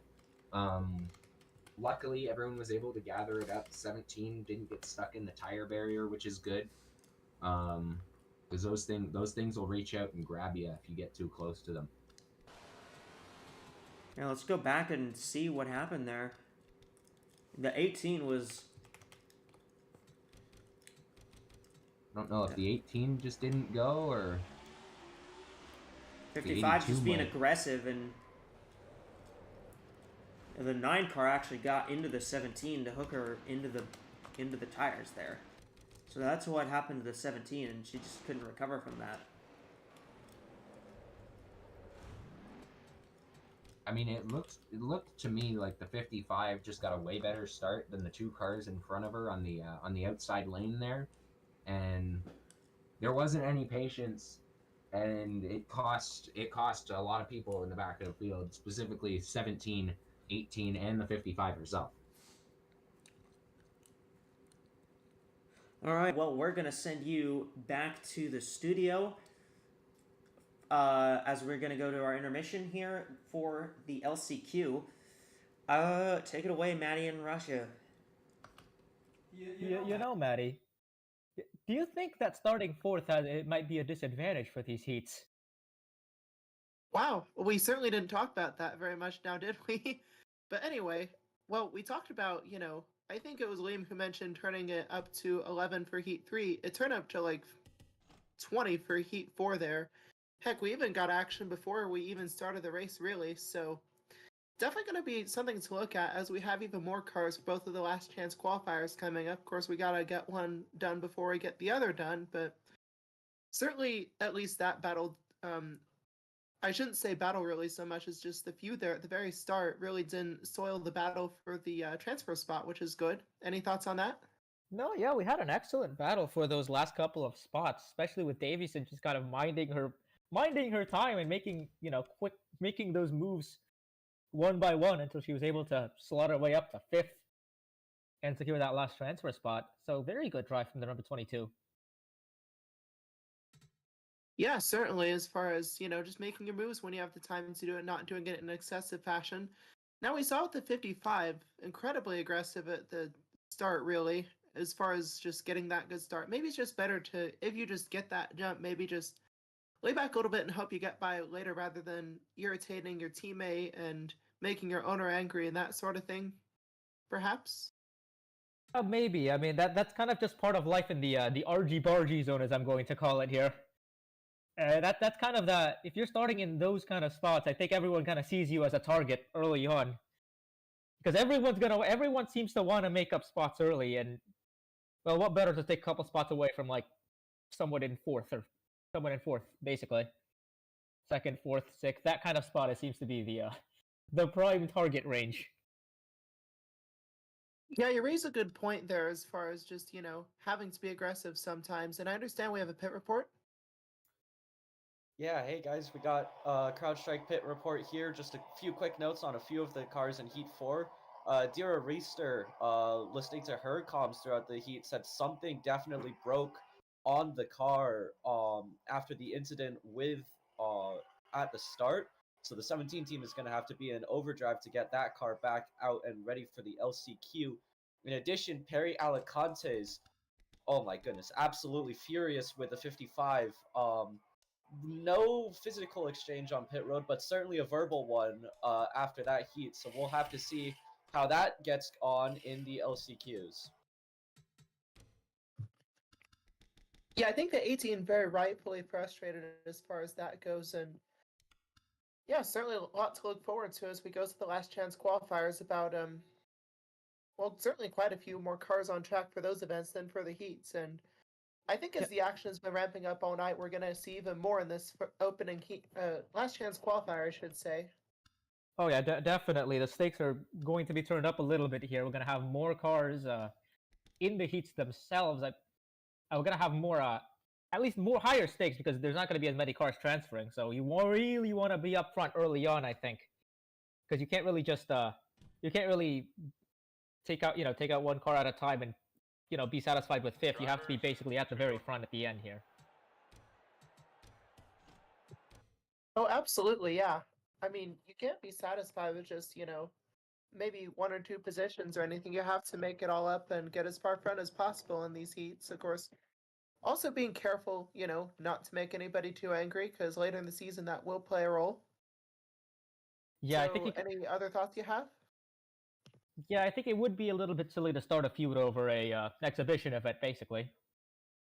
We have none of this race doesn't really count for points in any way, shape, or form. So some drivers might try to be a little bit more prudent and just kind of try to keep their own reputation safe for the rest of the season. Yeah, not to name names, but I think some people really missed that memo, I think. And I see we have our starting lineup ready. So any final thoughts, Rashia? Just that I think we should look out for the level of aggression here at the start. We'll see if Agarsharaj starting up front again here can make up for some of the blemishes we saw in that first heat there. And this time we can see Rebel starting on the inside. We'll see what she can do from that starting position. Definitely, there's some lessons to be learned and some positions to make up for a lot of these drivers. So we'll send it back to our good friends in the booth, and it was, great having you listen during this intermission between the final heat and the first last chance qualifier. So thank you. Back to Echo and Liam. All right, and we're here for the last chance qualifier number 1. There's 2 of these. We're going to go 50 laps in this LCQ. The top 3 are the only ones that transfer, so a little bit more urgency you might see in this part of the race, and then we will go 150 laps in the main event after our second LCQ. It's the same amount of cars as the heats, but we've got double the laps, and we've got around half the transfer spots. So, I mean, the aggression we saw ramping up in the beginning of the night, probably going to ramp up some more. Again, temperatures continue to drop, the grip continues to go away, and now there's more at stake. This is your last, that's why it's called the last chance qualifier. This is your last chance to make it into the main event, into the big show. Yeah, so it will be. I'm particularly interested to see what the 98's going to do here, because remember the 98 dropped back a lot in that first heat that she ran. Maybe just not used to the car, but she's starting up front again. We'll see if she learns from those mistakes that she made. All right, starting grid 4, the last chance qualifier. Row number 1, Eva Jarsaraj from Hungary and from Finland, Michaela Yatica. Row 2, Ukraine's Iza Izhavida and Australia's Yappy Malikson. Row 3 is California's Marisha Vebelst and Canada's Lily Talberson. Row 4 is Oregon's Sky and Jetta and Croatia's Hales Jukovic. Row 5 is California's Jami McJasvina and China's Yunfi Yanaga. So what do you think we're going to see in the LCQ here? I don't know. I mean, I expect some aggression, same sort of aggression that we've been seeing ramping up throughout the night. But I mean, there's plenty to look forward to. There's a lot more laps, so I'm expecting maybe a bit more strategy in terms of, you know, not using up your stuff too early, and that's going to be what's important. Making sure that you've got enough that you can, if you get the lead, you get into a transfer spot, you can hold it after 50 laps. These ladies have been running 25 laps tonight. At the beginning of it, they've got twice as long, so I'd hope for some patience and then maybe some more aggression later in the race. Hopefully they receive that message, but if the last 2 heats were anything to go by, the aggression, I don't think is going really anywhere. All right. Let's give them the command. Start your engines! The engines are fired for the first last chance qualifier event. The 98 and the 92 up front are going to see... One other thing I want to note, I'll bring it up after we go green. Alrighty. Green flag is out. Here we go. The 2 gave the 98 a bump right as they took the green. Oh, the 99 just punted the 2. Oh, contact spinner in the back. It's Malikson again. And the 46, more trouble.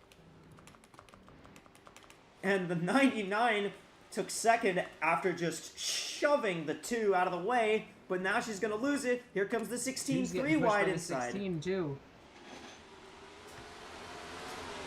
I was going to talk about seeing how that 46, we got more action. Oh, in the wall. 99 in the wall.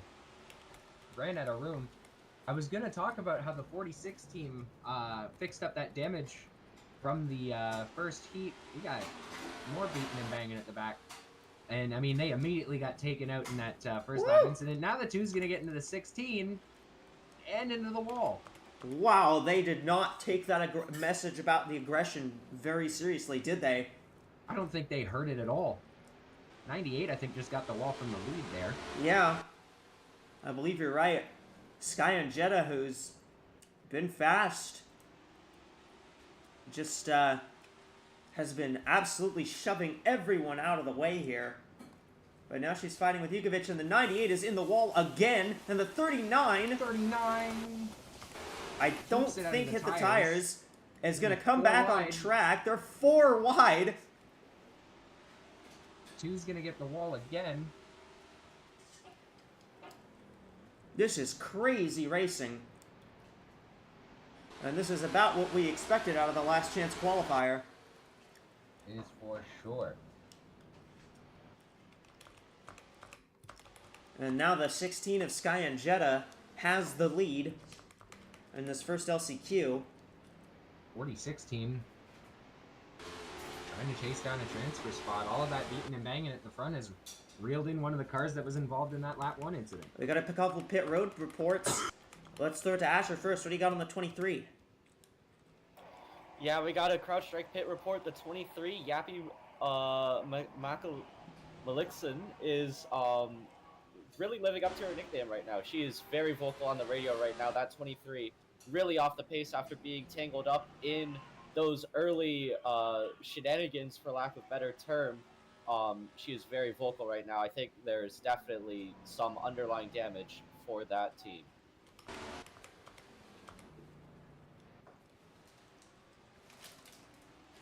Lou? Another pit report, Lou. Okay, and you may have noticed, guys, that the 98 is going very wide since the start of this race. Apparently, a small piece of plastic is stuck on somewhere inside of the left wheel of this car, and it's making it very hard for the 98 to go tight to the inside, and it really tends to oversteers.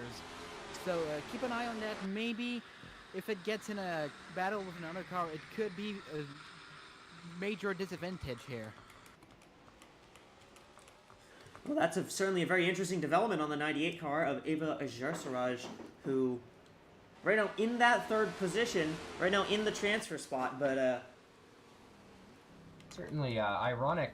The target car facing an issue that that is something you'd see with a shopping cart. You know, you get a shopping cart. You get the plastic in that front wheel, and it makes it a little harder to control. I mean, that thing looks like it's driving like a shopping cart. But she's doing her best to try to drive it, but the 6 car is in fact closing on her quite a little bit here every lap. And that is Jami McJasna, who is the teammate to Sky and Jetta, who's running out front right now. Quite a few big name teams in this heat. Only 2 cars are in this heat are not from a 4-car team, and that would be the 92 of Yatika and the 2 of Ijavida. So certainly an interesting thing to note here for this heat, as everyone's starting to close in here just a little bit.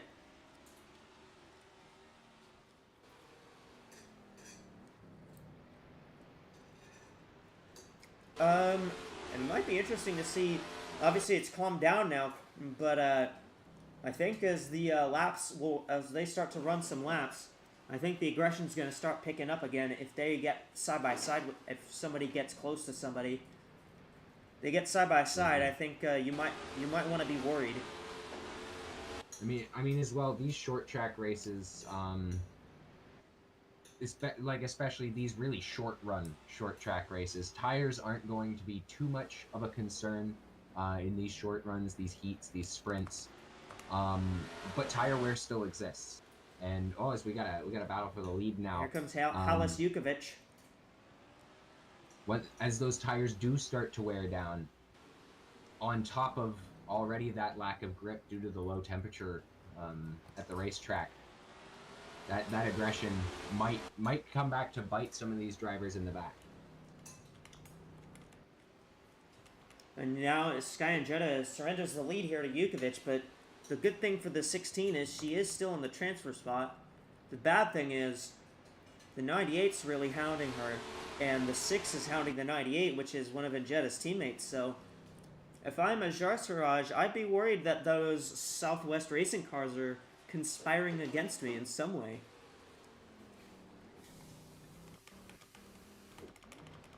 You know, I'm not one much to talk about race manipulation, but the rulebook is pretty harsh. When you've got teammates on either side, I mean, it's a concern regardless. And when you're also in the final transfer spot, you might come to expect to be moved around a little bit. It hasn't happened yet, but I mean, there's still plenty of racing left. We're coming up on what would be the end of the race if this were a heat race, but we are just about to reach the halfway point here.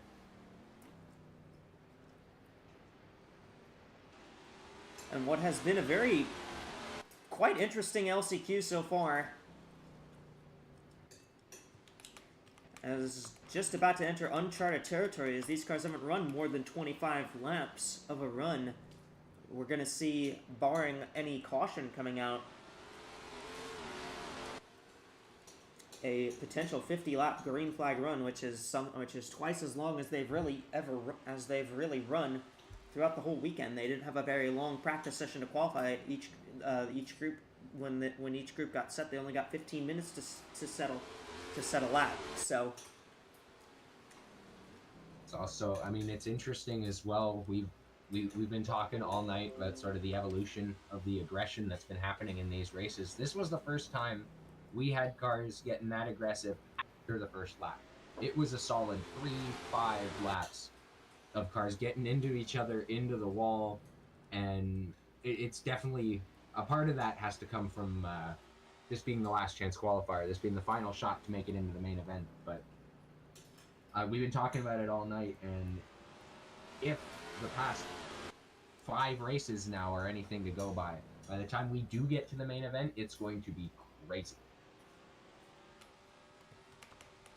The main event is totally going to be very, very wild to watch. Especially when you you multiply the amount of cars on track by 2.5. It's going to be crazy. It certainly will be. We have yet to get a caution in any of these races. It wouldn't surprise me if we don't get one until the main event.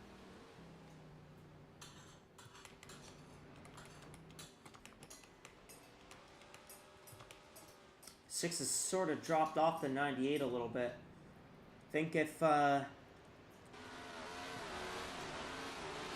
the 62, you're just going to try to ride this one out. If you're the 98, yeah. Well, the 62 is a Honda. She's got no friends. At least none that are anywhere close to her.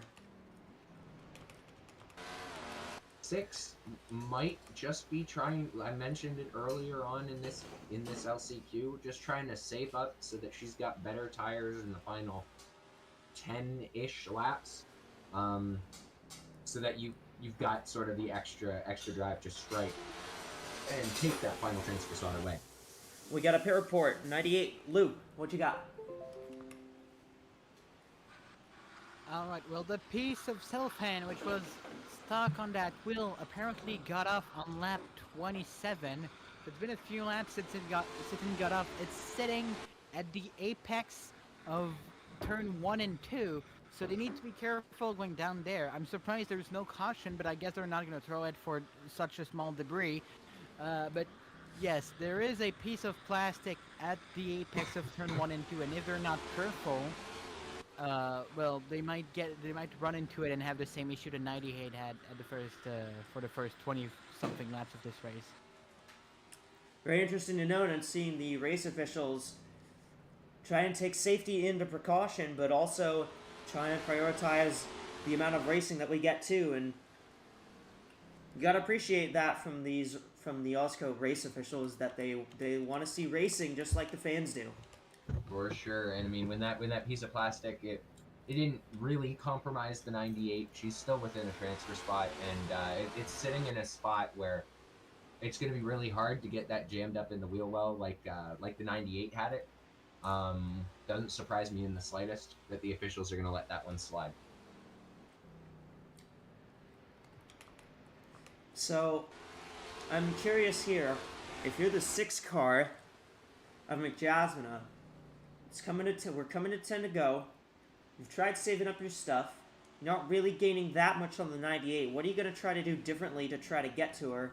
And alternatively, what do you think you would do if you're the 39 or the 99 back here behind this battle? I think the ticket for all 3 of these drivers, late braking and just dive bomb. That's what you got to do. You got to get yourself in a position where you're up close and personal, and you've got the advantage of the inside lane coming out of the corner. Because there's a wall on the outside of the track.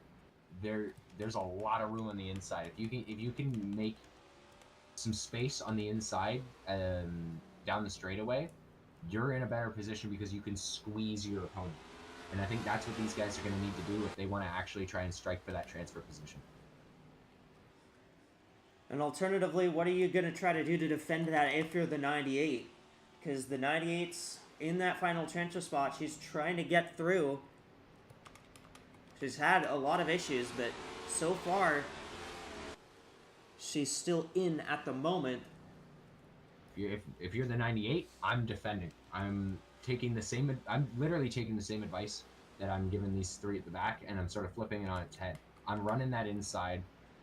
I might even be I might break early to sort of give them less time to move to the inside, but just sort of stay down low there. Don't give them that gap where they can drive it in and take that spot away from you. And it looks like the front of the field is kind of starting to bunch up just a bit, but not enough to where I think it's making a particular difference at the moment, but we'll see if something gets made of that.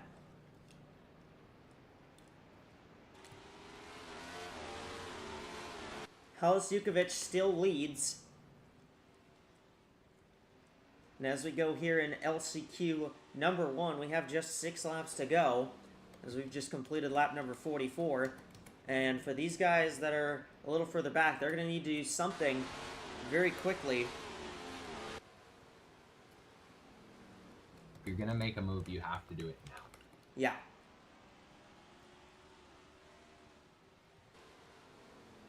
'98 lost a bit of time there. See if the 6 can potentially take advantage and get just a little bit of a run here. 4 laps to go, and 98 with looks like a comfortable gap in that transfer position. Like I mean, you never know at these short tracks. One really good dive bomb could change everything. Absolutely.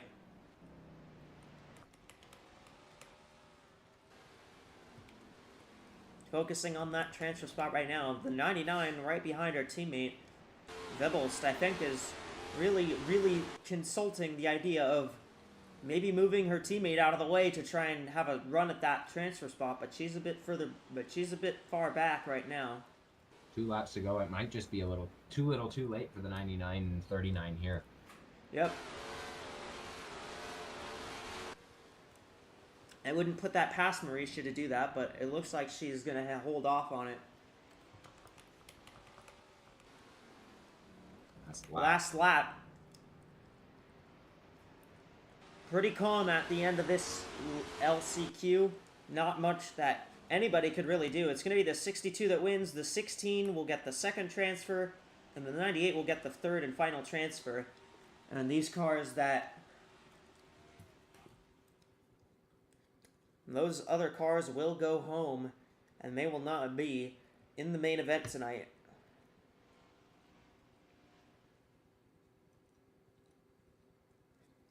So Jukovic and Jeddah and Ajarsaraj will be in.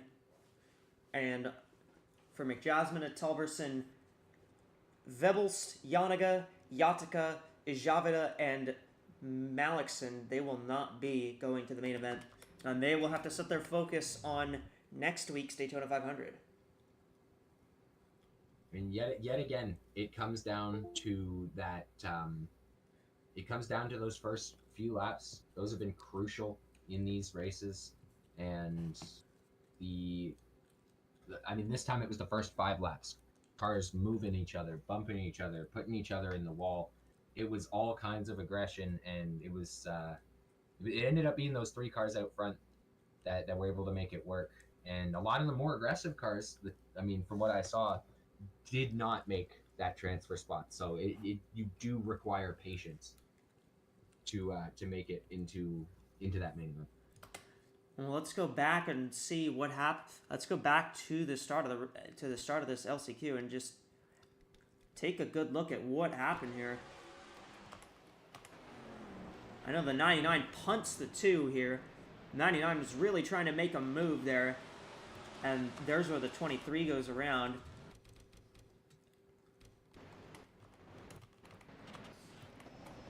And we got our... and we'll take a look from our Echo Energy heli cam. From our Echo Energy aerial cam. Energize your moment with Echo Energy. And the 39 just gets into the 23. Not really much she could have done there to avoid... Honestly, that was very similar to the start of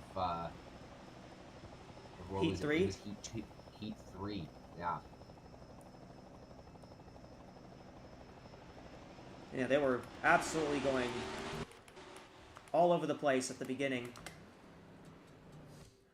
of this LCQ, but it will be the 62, the 16, and the 98 that will advance.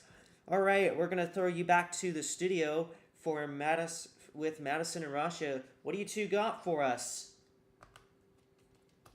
Rashi, do we need to say it again? I about don't know if fourth. we need to say it again.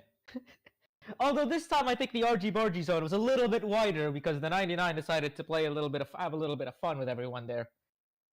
Yeah, and I think the aggression that Vebbles has really worked against her again because we saw in the first heat that she was competing in fell from actually inside the top 5, admittedly on the outside of the second row, which is that danger spot known as 4th, and fell back to 8th. But this time it was just her aggression that really caught her out of things, I think.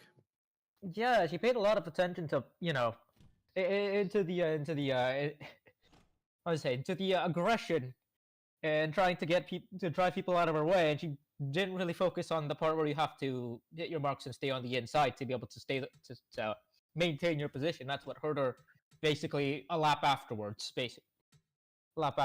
when she lost those positions. Yeah, it's like going bowling and forgetting to get a new ball, basically. But yeah, certainly as far as that goes, you have to think definitely some of the drivers who were involved in incidents in the third heat, really, very unlucky to be involved in some of the same sorts of incidents again, especially, you think of the 39, the 46, and yeah, certainly a lot to digest there and some very bad luck for some of those drivers. Yeah. Although I think it was a little bit of a better showing for Southwest Racing in this race. We had the 16 of Sky and Jetta make it through. The 6 just barely missed out, and even the 46 who got into another incident was able to keep her pace, kept her pace up and stayed with the pack for the entire race. Yeah, definitely in the clash or in the conversation for those teams, and I think there's going to be some more notes made for that second heat, maybe a bit more time to argue and fight about the first heat for the drivers who didn't make it. Yeah, definitely. As we as we read out the break between the LCQs here, I think there's going to be quite a few conversations being had among some of those drivers.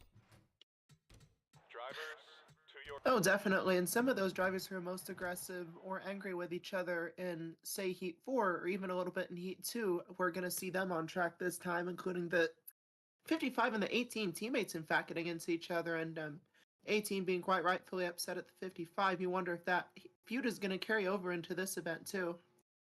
Yeah, maybe we'll see that. Maybe we will see that happen. I think we have a report coming in here from Asher. Go ahead and give us that report.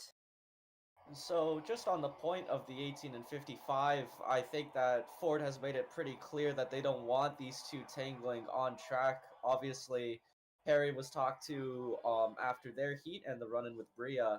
And yeah, I think Ford execs have made it pretty clear. This is just an exhibition race at the end of the day, guys. Let's not overstep any boundaries. Yeah, it's certainly the balance between this being a race for pride and this being a race that doesn't have as significant of implications as others down the line, for sure. And when you're a manufacturer, you do kind of get upset when your guys give you a bad image, don't you think? Oh yeah, the last thing you want to see is drivers from your end, kind of battling with each other, and kind of tearing up your stuff, basically fighting for whatever position they happen to be fighting with this time around. So I think, especially this early on, I think you're going to see the manufacturers clamp down on that kind of extracurricular behavior, maybe. Turn down the teammates as aggression and well. kind of just keep it clean here. Definitely, considering they're, teammates as well, that has even greater implications. That can really hurt team morale. It can, cause the owner a bit of trouble, all that sort of stuff. So definitely a lot to think about there as far as that feud and how that could affect things. But certainly some drivers who maybe learned their lessons from the first, third heats. Maybe we'll see some learn their mistakes from the second and fourth as well. Oh yeah, I think we'll see some drivers. I think use this break between their heat and the LCQ, and maybe even LCQ1 to just kind of take some notes and learn from that. Maybe adjust their strategy a little bit, since this is going to be a bit of a longer race. There might be a little bit more time to make some moves. Here and there. So they'll be getting the early scuffle, we'll say, wasn't as important as we saw.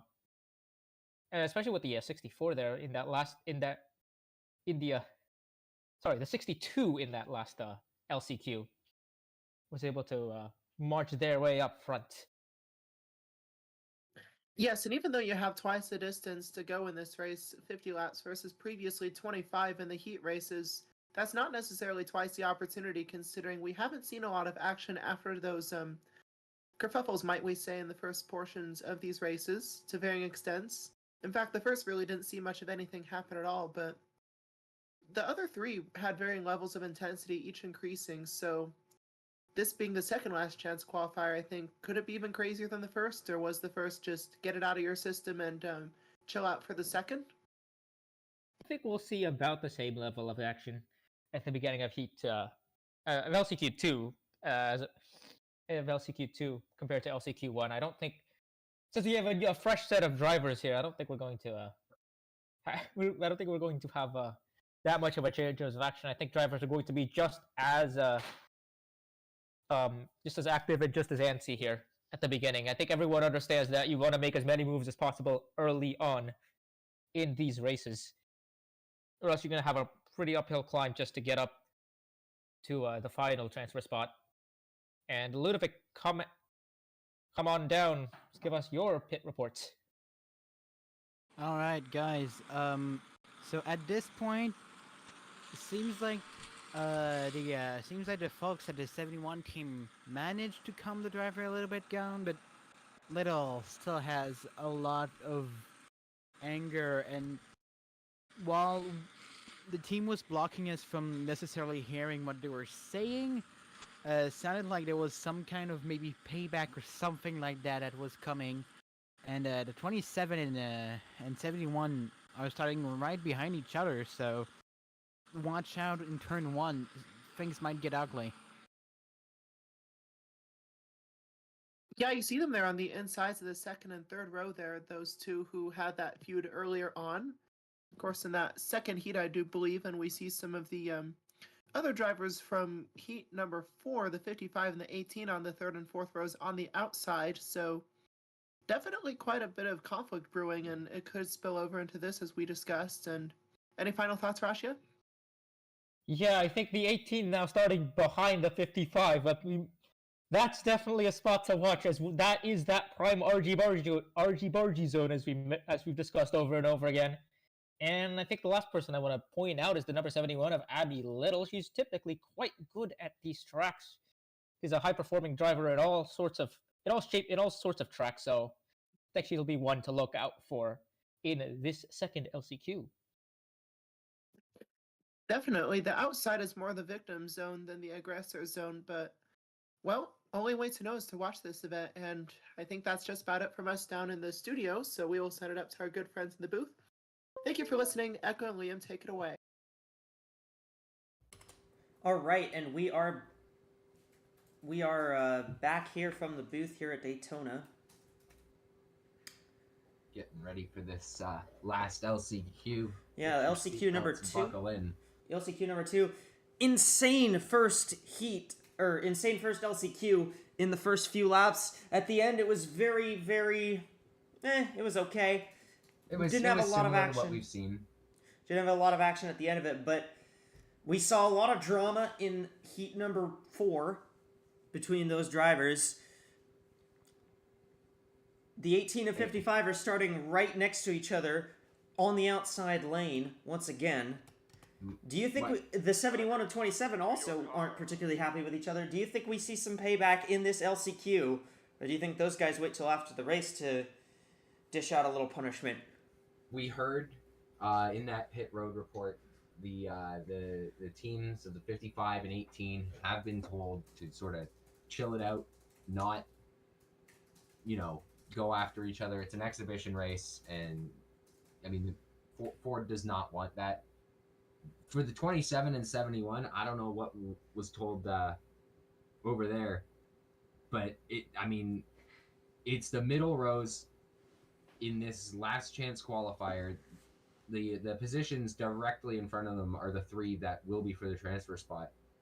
It would not surprise me in the slightest to see either the 18 or the 71 give a shove to the cars in front of them, and then it's just a domino effect that might end up seeing them in the front and those cars in front of them behind.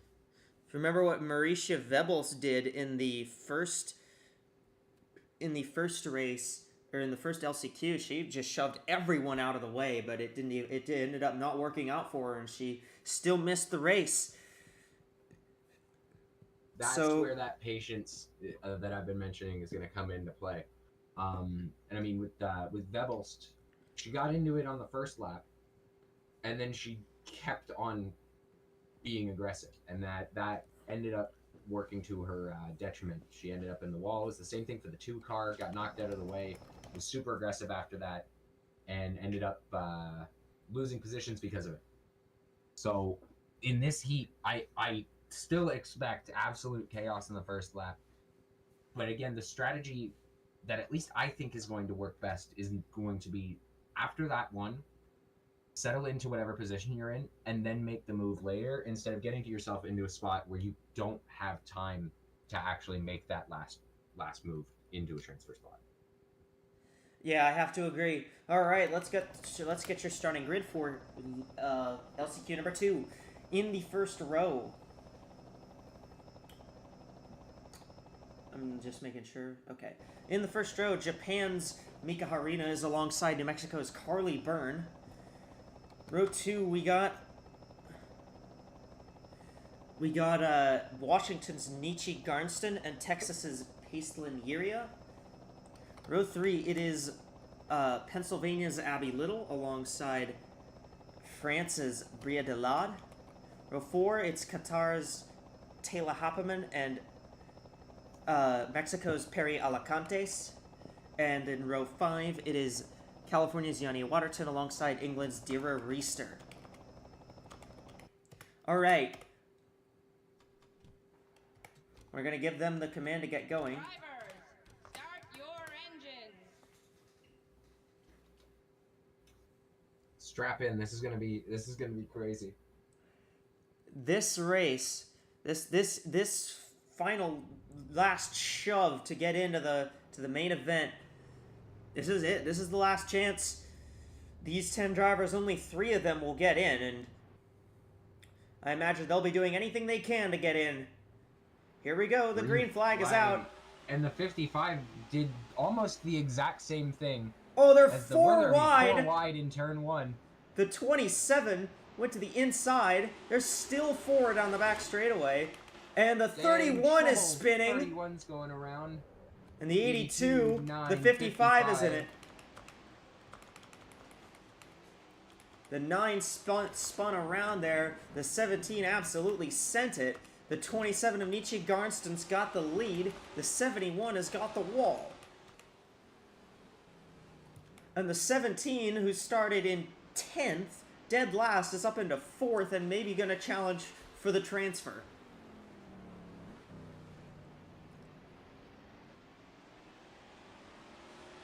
I mean, I was going to say the 55 just about tried the exact same thing she tried at the start of her heat race. Got a better jump than the 2 cars in front of her and almost drove over the 82 to get there, and then that ended up in a 4 wide situation. Now she's all the way back in 8th position. Yeah, no, not great for her. Because again, once again, Delade got a great jump, but it did not work into her favor, and it eventually resulted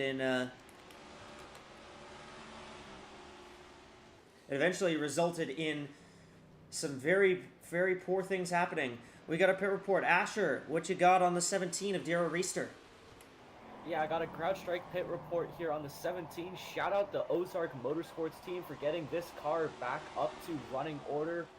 Just kind of laid back on the start, let the chaos happen, and now they're up to 4th with a shot at getting into the main show. So keep an eye on that 17. They're going to try to work on the 13 of Waterton. She is there, very close to the 13, and we see a battle with the other Ozark car. That's Taylor Happerman, alongside the 71 of Abby Little. Ooh, the 17 ran a little wide, though. And now the 55 trying to pass the 71. I mean, Asher nailed it right on the head. I mean, you got that team with a car that was in the tire barriers, finished last in their heat, started 10th, here and is now in a position to get into the main event just one spot away. I mean, that's great job from that 17 team getting that car in a spot where they can, you know, move on into the main event. And yeah, I mean, that's all I gotta say there. They are in a spot where they're challenging at the moment, but I would be interested to see how this ends up developing. The 27 of Garnston is the leader, who I'm pretty sure the 71 of Abby Little is not particularly happy about, because the 27 absolutely went for it, and the 71 did not have a chance to get her potential payback. And now the 71's mired way back in the field. What do you got, Lou, on the 71 of Abby Little? Well, the 71 is, first of all, lost everything at that start. It was very much trying to just send it on that 27, but just didn't work out. Apparently, being in that wreck, I was gonna say trying to avoid it, but it basically created it. So, while being in that wreck, it flat spotted basically all 4 tires. So it's something to watch out as the race goes on, and as we near the end of the race and the tire starts to burn out, it's gonna start really affecting the way this car is able to drive, and maybe able to send it to the inside trying to make an overtake. So yeah, it's something to watch out. All right. And yeah, this is going to be something I think something that we're all going to be paying attention to. One thing to note, Mika Harina, not a lot of experience on these kinds of tracks, but she's doing pretty solid for herself right now. You see Bria Delade trying to get past Little. Now the 55 trying to take the 7th position away. Previously, she'd had that position taken away from her. And I mean, I mentioned during the heat races about the tire wear. Or no, I had mentioned before heat or LCQ1 about the tire wear with this longer race length. You heard Lou talking about that flat spotting on the 71 car. Definitely something to note. You can't really make a pit stop on a track like this. With this lap count, you're gonna lose multiple laps. You're gonna be well out of contention. So you're gonna have to fight through those tire issues and hopefully, you know, stay within a spot where you can be competitive and try and get a transfer spot if you manage to get up there. And there is a battle back here. There's Alacantes and Reister. That's for the 4th position in this heat right now. The 18 really trying to make up ground. You saw the 13 close in on the 34 there, but wasn't able to do anything with her. Waterton is trying to join her teammate and co-owner of that race team, Mimi Barino, in the main event. And so far, the 13's doing a good job holding that last spot, but for how long is she going to do that? She looks underneath the 34 of Harina, but can't get the pole to stay alongside the 34.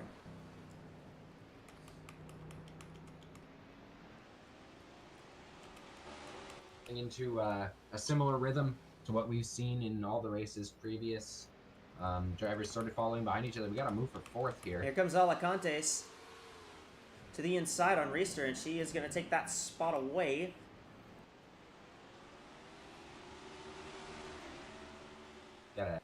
Got some cars side by side in the back of the field. 34 goes a little wide. That's going to let the 13 try and take 2nd away. And if the 18 can get close, yeah, the 17's still wide, still gone wide. If the 18 can stay close enough to the 34 here, she might be able to make a move. 13 clears for 2nd. 34's gonna cut down. 34 tried to cut down, and she will get down, but the 18's gonna give her a little bump. Now battle for a transfer spot woken up here. 1834. Oh, here comes fighting the it out. 18. 18 moves to 34. To the inside goes Perry Alacantes, getting aggressive, trying to get into the show. This After opens the door for the 31 car. Yeah, that's gonna let Taylor Happerman try and make a run at this. And she goes wide. It's gonna let her teammate Dira Reister get to the inside of her.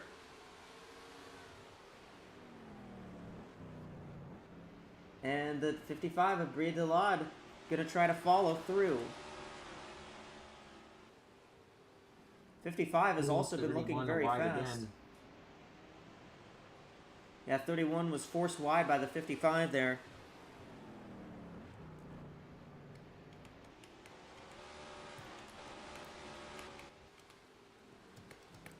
Yeah. Watch 27 still holding on to that lead there. 31 continuing to bleed positions, now battling the 71 car.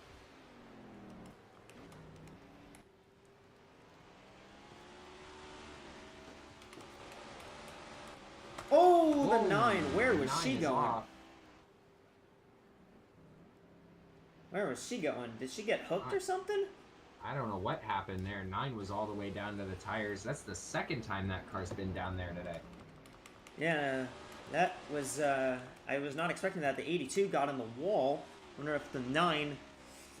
I wonder if that has any relation, if those two maybe tangled a little bit and the 9 just put the 82 in the wall there as a little form of payback. Report coming from pit road. Lou, what do you have for us? All right, as the teams are analyzing the tire wear after the first LCQ, they're realizing the tire wear is higher than expected.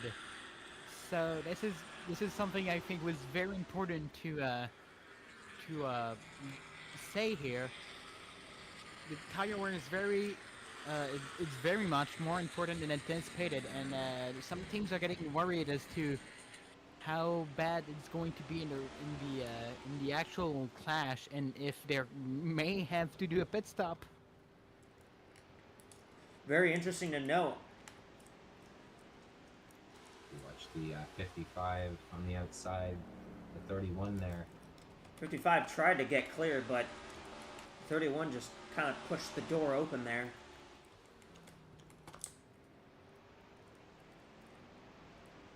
I think the 18 might be a little bit faster than the 13 at the moment. Asher, what do you got down there on pit road? On a note similar to Lou, I think we should also be talking about marbles. Definitely going to see a lot of marble build up on the outside, and if you get out there, they're going to stick on your tires and really make an unpleasant handling experience. LCQ, we're definitely seeing a bit of that, but I think that teams are definitely going to be worried about the marble buildup as well as we head into the main event. Very interesting to note, yeah, with the tire wear wearing more than expected. A lot more rubber being laid down there. A lot more rubber being laid down, a lot more tire residue coming off these cars. I mean, when It is interesting to couple note, we do run a different spec tire than they do in the NASCAR Cup Series. They run a custom 5 lug nut wheel with the 18-inch tires. So a bit of a different construction compound for Goodyear, who's manufacturing the tires. Maybe a little worse off than we thought it would be. 34 all over the back of the 18 trying to get that transfer spot. 31's going to try to pass her teammate. I believe she's going to get that spot. This tire wear in these marbles also, I mean, it's still important to note with the decreasing temperatures. Oh, 18 goes wide. Here comes Harina.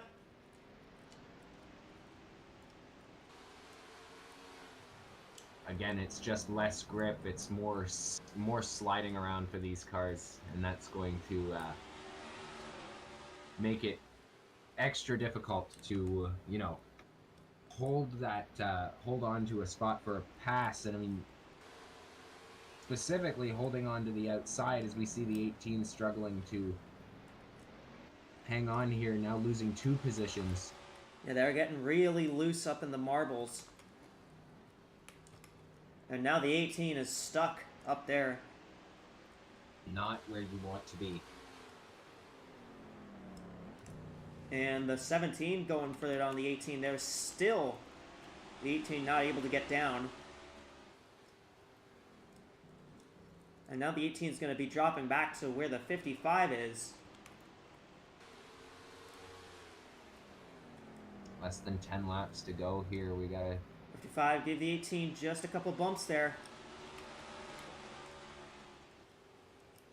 5 sends it in deep. Gets to the inside Really of the 18. deep there, yeah. Here we go. We got another battle. The 31 was looking on the 34, but couldn't pull the trigger. And the 18 still can't get down.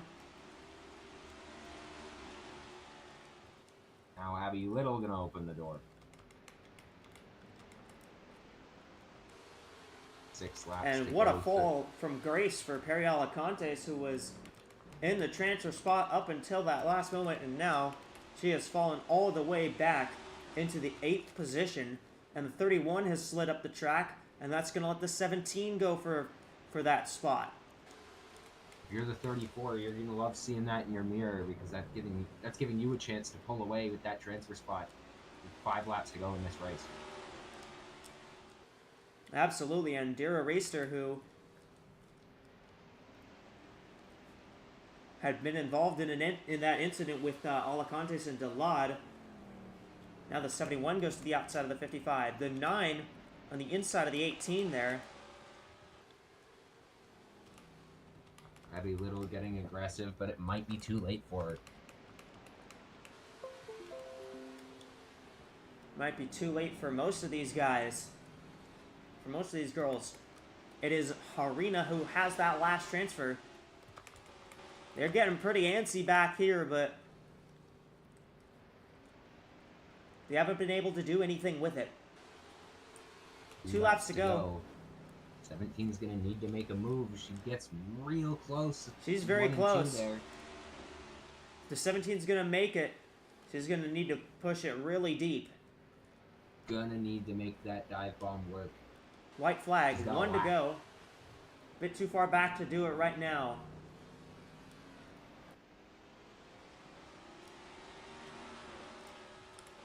I don't think she's going to get close enough to get there. Certainly tried, but it'll be Garnston who wins this heat. Waterton and Harina will transfer. And the remainder of these cars will not advance to the main event.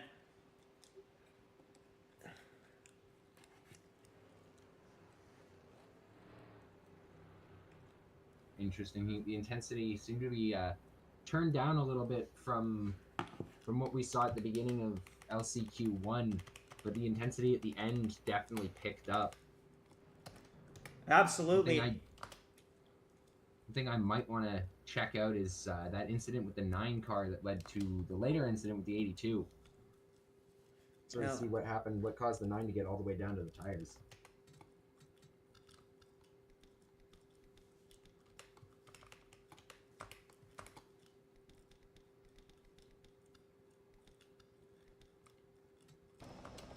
Let's see, was it here? Oh, no, it was the 71. That's knocked out of the way by the 71, and then that in turn forced the 9 into a position where that pushed the 82 out of room and into the wall. Yep.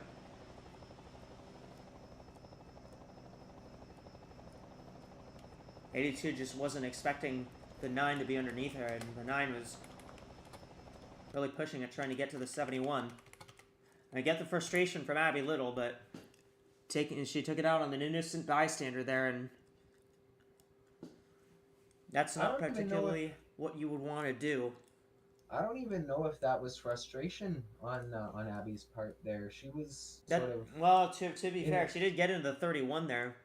Yeah, I mean, it seemed more of a battle for position with the 31, both of them fighting for the same piece of real estate. And I mean, 31 ran out of room up at the top, and instead of hitting the wall, got the 71, and then that in turn got the 9.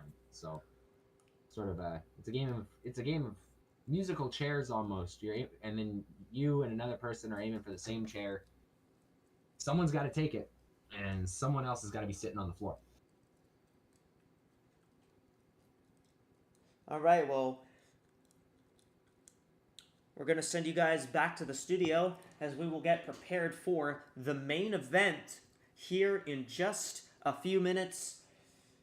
Those heat races were good, but I think we're going to see something more exciting in the main event. Let's send you to Maddie and Rasha, who will have all the info for you here.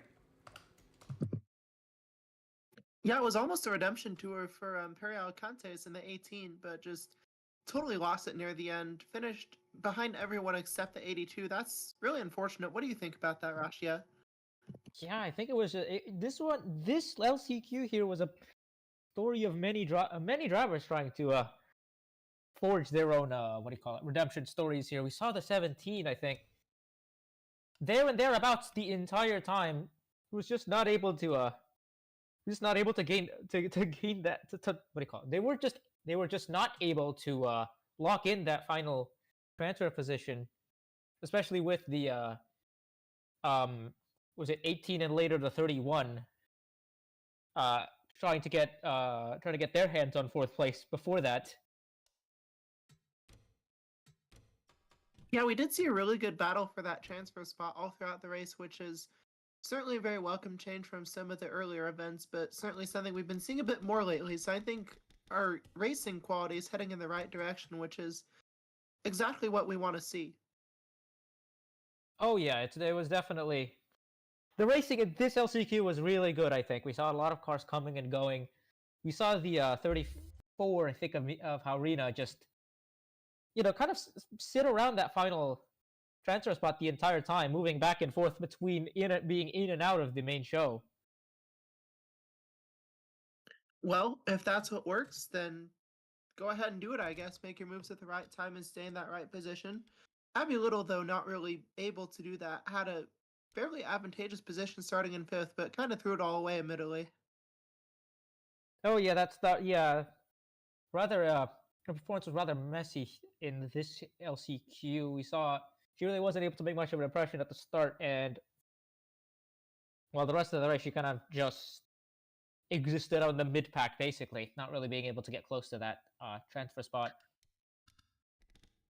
Yeah, a bit more of a, I guess, depressing version of Vebels in the first LCQ, I suppose. Vebels was just straight up aggressive, and, well, that was that, but Little just didn't really do much the rest of the time. Drivers, to your... Yeah, I think Vebels was able to make quite a bit of an impression at the very beginning, but obviously that didn't work out very well for her at the end, but regardless, neither of them qualified for the main event, so... Yeah, an impression, but not necessarily good. Now we had 10 cars on the track and all that chaos to go with it early on, and now we have, for you mathematicians out there, 2.6 times that number of cars, 26 for a more exact count, but do you think we'll have more chaos with 26 cars versus 10? I think the answer should be somewhat clear. I think the answer to that is very clear as well. I think there's going to be quite a lot of movement about at the beginning of the race, especially with the increased field size, but also just with the length of the race being 150 laps, you'll see a lot of cars kind of being in the way in terms of lap cars. As we got a report coming in from Ludovic. Go on ahead. Yes. Very simple. Before we get to this crash, the teams are telling their final words to the drivers, and all around the field, it's basically the same thing. Considering the amount of drama and the amount of just plain... No, I don't want to be judgmental, but stupid wrecks that we had for the heats and LCQs. The teams are saying to the drivers, do not wreck the car, or at least do not wreck the car before for midway, let's say. So that's what they're telling the drivers. There's a few drivers in this field who I don't think are willing to listen, but we'll see if that continues on in the race.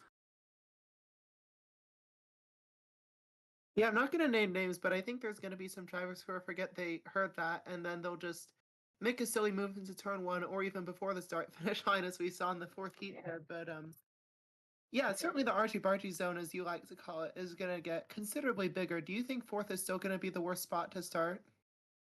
I'm not sure if fourth is going to be the worst spot necessarily, but there's gonna be a lot of cars in the there will be a much larger argy-bargy zone here with 13 rows of cars now. But I will say, in terms of being there to compete, well, you have to be there at the end first. So it would be rather prudent to not what do you call it? Throw away your equipment, quote unquote, early on. I definitely agree with that, and I see what you're getting at. It was Juan Manuel Fangio who said back in the day, in order to finish first you must finish, and that's really what you're getting at. And so far we haven't seen any drivers, I guess, DNF, unless you count the 46 stopping before the start-finish line, but certainly as far as, these races go, maybe we will see some cars drop out, and maybe some of these drivers will think, what was that about not crashing before midway? I didn't hear that. Yeah, but and also these cars have largely been set up, I think, to run much shorter races. And this race being 150 laps, you might see some cars lose.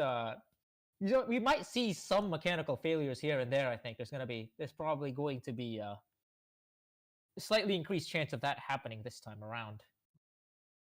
Yep, that's the advantage of being in that first heat, or just, being one of those first drivers to just advance through and get it over with. You have a chance to reset your car, figure out what was wrong with it, and make sure you have thorough adjustments.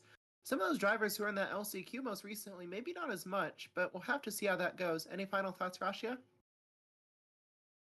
Yeah, I think you just at the beginning here, I think you just got to be a little bit more careful on. You can't be as bold, I think, with this many cars, especially if you're sitting at the very back of the field. Well, I hope the crew chiefs for the drivers have listened to what we've said and told that to the drivers, and I hope the drivers will actually, hear that stuff and not pretend that they didn't hear it. But enough from our end, and we have our good friends in the booth waiting to get this main event started, so thank you for listening to us, and yeah, back to Echo and Liam.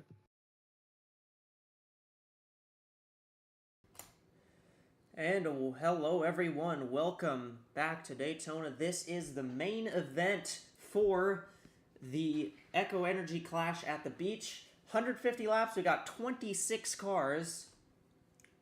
Liam, what do you think we're going to expect with this many cars? We've only seen 10 cars. We've only seen 10 cars on track so far at once. Now we got 26. I mean, we've got 26 cars now. That's more than double. I mean, we're getting 1.5 times the amount of cars on track now. It's a lot more that can go wrong in the first laps. That's a lot more that can go wrong later in the race.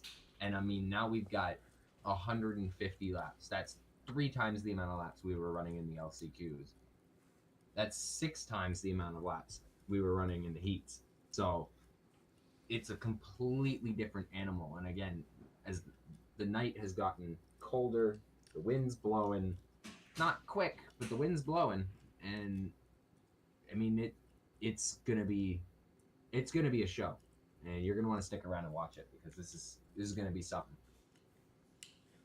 Absolutely. All right, well, let's get to our starting grid for the main event for the Clash. No points at stake here. It's all for just bragging rights here, but I think everyone would love to say, I think everyone that's here in this field would love to say, I was the first winner in AWSCO. All right, well, let's get through this. In row 1, it's Youngwei Ku starting on the pole in that 38 car for Gulf Racing alongside Amani Wandayo. In row 2, Alicia Byrne alongside Mimi Barino. Row 3 is Rachel Cole and Lowry Schliesenbach. Row 4, Janet Parkings and AWSCO. In row 5, Adi Stoneman and Meka Gennaro. Row 6, it's Angeli Rugatino and Jocelina Nihale. Row 7, Valicia Vancy and DeGabi Abriella. Row 8, we have Tabrizia Tolerone and Irenia Tosima. Row 9, Sophie Chantose and Arlen Handstrom. In row 20, it is Cindy Ariston and Andrea Davison. Row 11, Hales Jukovic and Nietzsche Garnston. Row 12, Sky and Jetta and Yania Waterton. And in row 13, it is Ava Ajarsaraj and Mika Harina. Alright, so I have to reset this because we had a mech fail before we started. Again, what are your expectations? What are you thinking? What do you think we might see in the first lap? What do you think we might see mid-race? What do you think we're going to see at the end of this thing? You think we're going to get a caution? We might, honestly. We saw in Heat 4, we saw a car hit the tire barriers. We've seen cars almost hit the tire barriers on the inside. If we get a car stuck, we're getting a yellow. And, I mean, there's so many more cars. There's so much less room for mistakes to be made. You're going to need to, at least try and keep it clean to start this race off, because if we get a yellow, we're getting a restart, and cautions are just going to mean more restarts, and those restarts have been the problem area for everybody in this field. Absolutely. We haven't seen a restart yet, but we could easily see one we could easily see one in this main event. All right, let's go down to the track and get the command. Drivers, start your engines. You haven't got your popcorn already? Get it now. Well, I'd say get it now, but you don't have much time. Get it after these first few laps, because these first few are going to be crazy, and then you just want to stick around for the rest of it. Absolutely. Pace cars off. Here we go. Ku and Wandayo lead them to the green flag. Here we go. And they're already in the wall. The 3's in the wall. The 60's around. There they go. That's about what we expected. Is everywhere. Everyone's going to get back going, though. 19's around. 16. We got the 8 around. The 8, the 32, the 96. 96. And it is... I mean, all hell's breaking loose here. Got cars in the wall. 27 cars has just come pits. to pit 27 road. into the pit lane. And 32 gets got turned by dumped. the 3.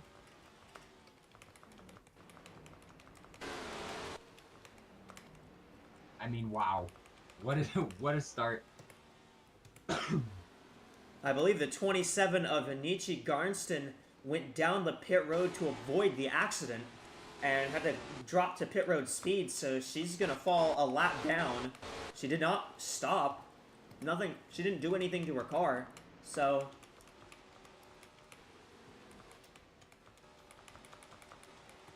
that appears to just be... she dove down the pit road to miss an accident.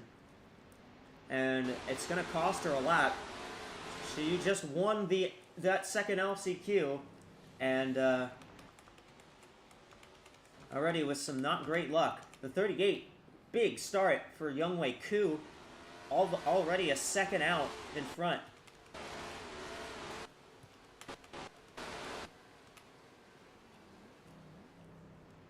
Oh, we got a car in the wall coming down into... We got a car in the tires. That's, that's Angeli Rigatino. She is stuck in those tires. That's going to be a caution. And the caution is out. I saw her up in the wall, and then she made a nosedive into the tires. Looks like she might have gotten turned around there. It's our first yellow of the night, and I don't expect it to be our last. Oh dear, we got what are they problems. Doing? They are having issues getting lined up here.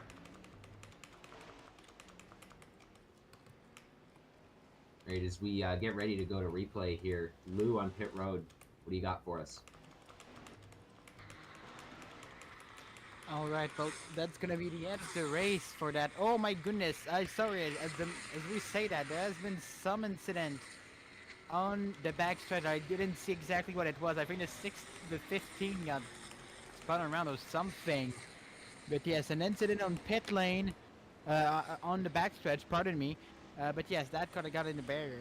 It's over for it. Apparently, it has been some kind of engine failure right after it hit the barrier there. So they don't have time to fix it, and the hour that this race is gonna take.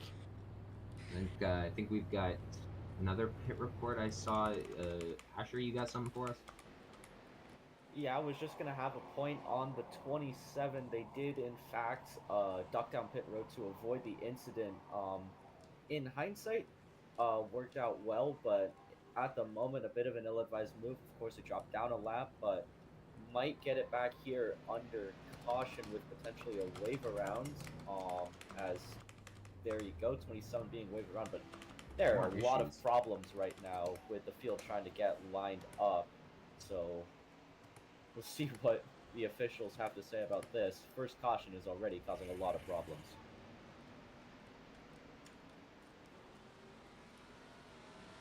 People stop, start, and they don't know where to go right now. Trying to Yeah, there's a bit of figure out- issues right now. figure out positioning under yellow here.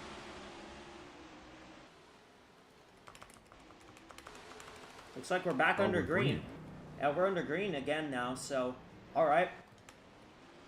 91 gets stuck up there, and the 38's going to lose the lead. The 21, I believe, is getting called for jumping the start. So the 21 ducks to pit road. It is a new leader of Tabrizi Toleran. That was a bit scuffed. I probably, yeah, that was not great. We're gonna have a bunch of cars. The 15's also been called for jumping the start.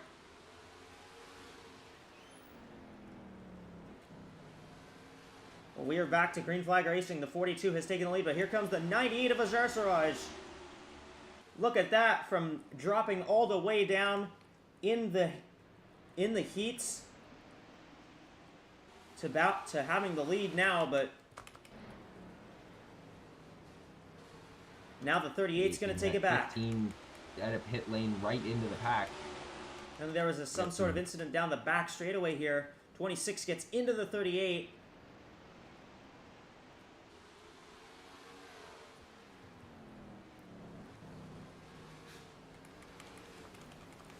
The wild turn of events. Oh, around goes the 52. And 10 are going to go around. They're going to keep it Both going. of them are going to get it gathered up. Oh, 42 goes way wide into the wall there. The 38 of Youngwei Ku back into the lead now. And the 26 gets hooked by the 72. Those are two Toyota drivers, but the 26 is going to stay ahead of the 72 here. That's wild.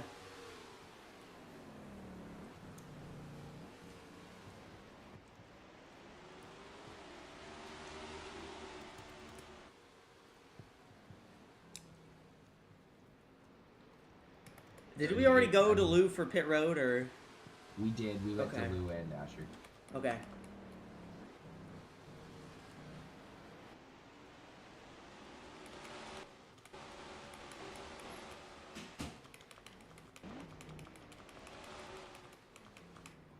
That caution bunched things up in a very odd way, but it did bunch things up for the restart. We get more cautions. We're just gonna have to deal with whatever that was on that last restart. 72 trying to take the spot away from Ajar Siraj right now.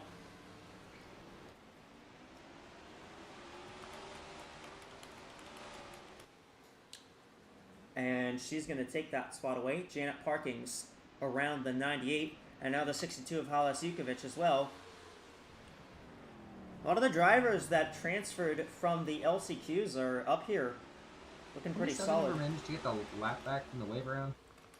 No, the 27 never got lap back, so.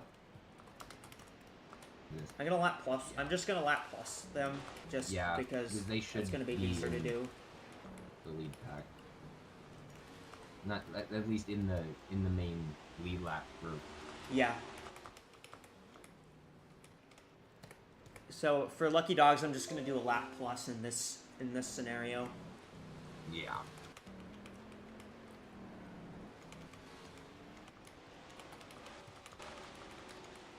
Since it's a bit silly. So the 27 in the top 10 now. after recovering from that penalty.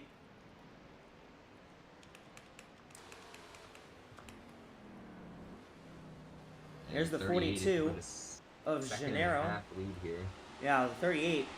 Youngwei Ku way gone right now. She's gone a young way from the 26 car. That was terrible. I'm sorry.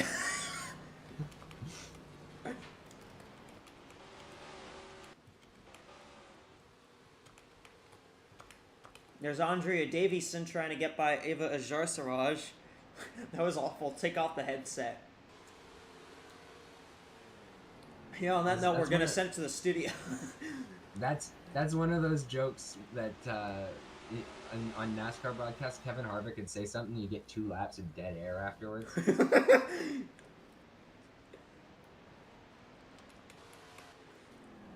So it's Youngwei Ku who has the lead still. There's some good battling a little further back here.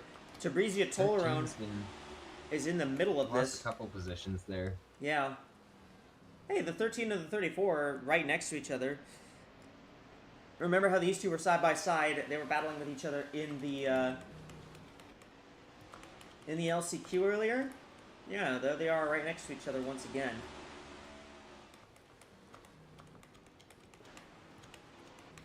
Fastest lap at the moment currently credited to the 10 of Audie Stoneman.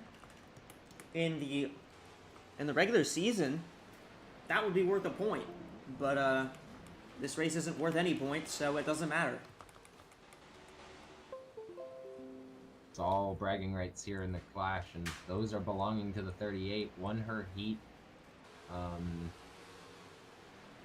Started on pole, did she not? Who, the 60? Race? No, 38. Oh, the 38, yes. She did start on the pole, yes. And has led every lap since. Now, no, almost 2.5 she hasn't led every lap because on that restart, she lost the lead for a little bit, but she took it back. And she's checked out, really.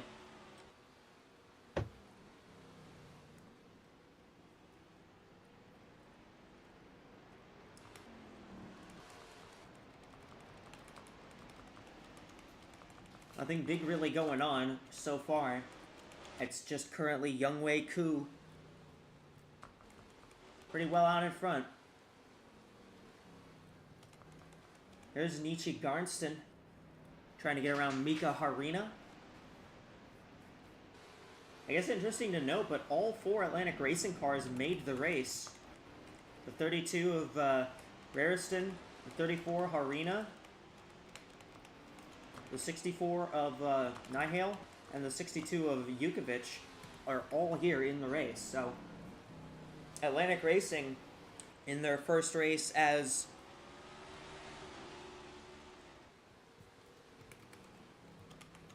in their first race as the primary Honda team, running very well. They're doing very well. I mean, all 4 cars in a 26 car race. Very impressive for that team. Again, we're sort of in that stage where everyone's biding their time. A lot of racing left, though. Over 100 laps, and we're seeing some passing. 15, 22. 15. That is actually for position, but they're both a lap down. That would actually be for the free pass if we get another yellow. Which, not looking like it as it stands right now. I mean, I could see it happening.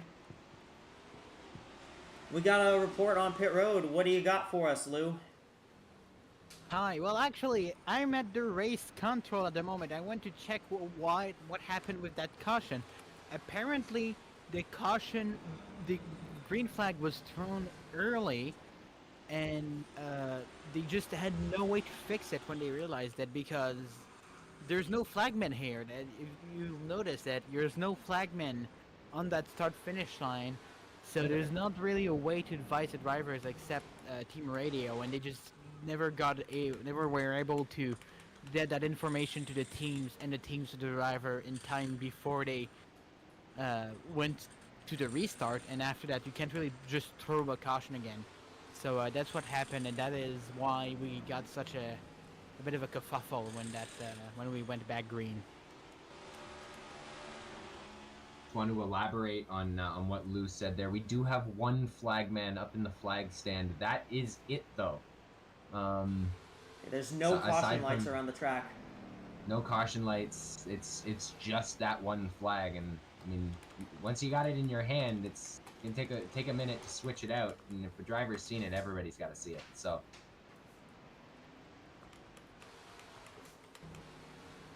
So interesting, we might have a battle for the second position as the 26 and the 72. Remember they tangled earlier and the 72 put the 26 in, turned the 26 down to the apron?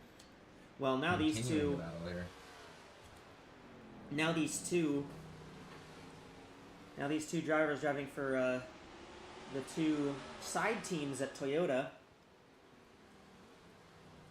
driving for a couple Gridiron Cup Series champions. Chantose running for Ryan Inverness, and Janet Parkings is running for Robin Flurvent for Inverness Racing and Team Flurvent, respectively. For those two, they're going to have to negotiate the lap car of Amani Wandayo. Man, Wandayo started outside front row, but she's really dropped back. She's actually 4 laps down at the moment.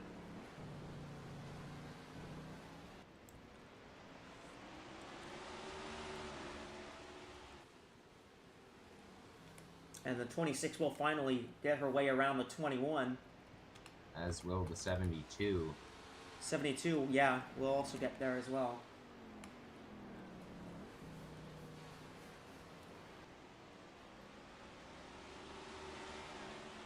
Billions must lap. I agree with that assessment. Oh, that's not a battle for position. The 22 is trying to get by the 42, but that's not for position.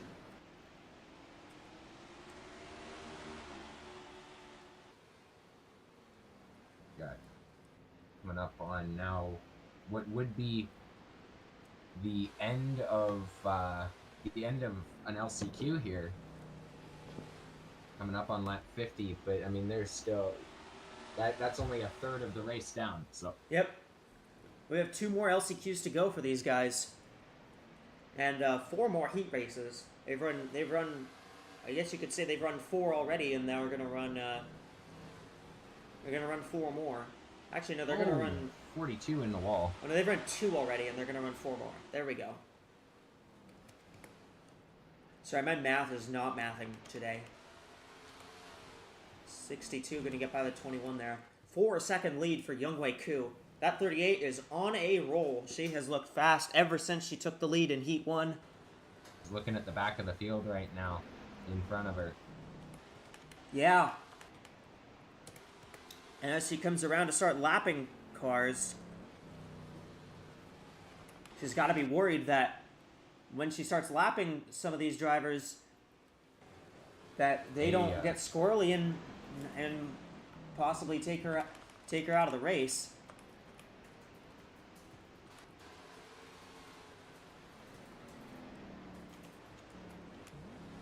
And making a move to the inside of the 42. That is for position. That's Stoneman against Gennaro.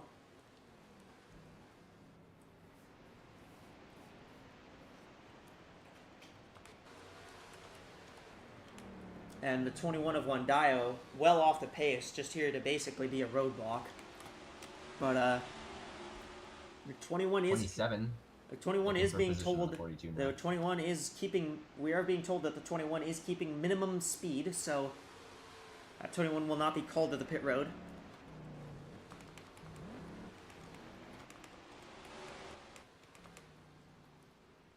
You know, the battle for second is continuing to rage on with the 26 and the 72.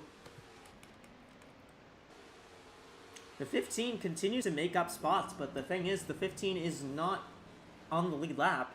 The 15 is following the 22 here, as those two, if we get another yellow, the first of those 2 cars would be the free pass car. Barring we lap some of these guys here in the back, which is looking more and more likely.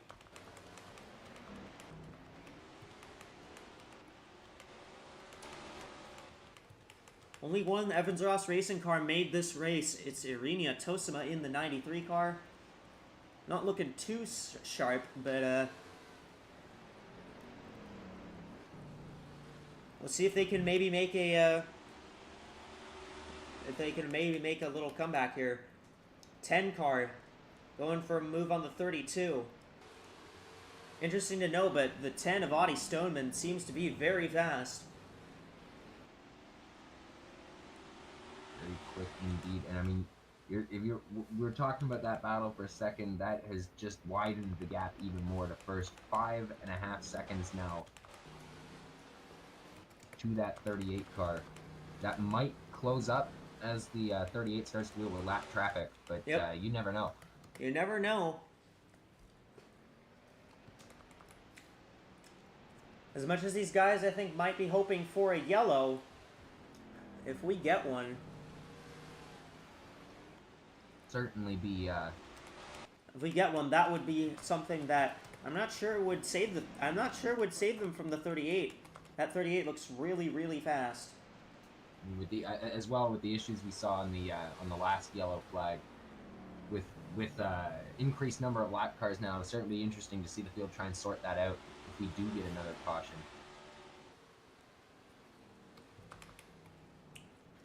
32, Cynthia Rariston alongside the 13 of Yania Waterton, and 32 is also looking like she's got some good speed right now.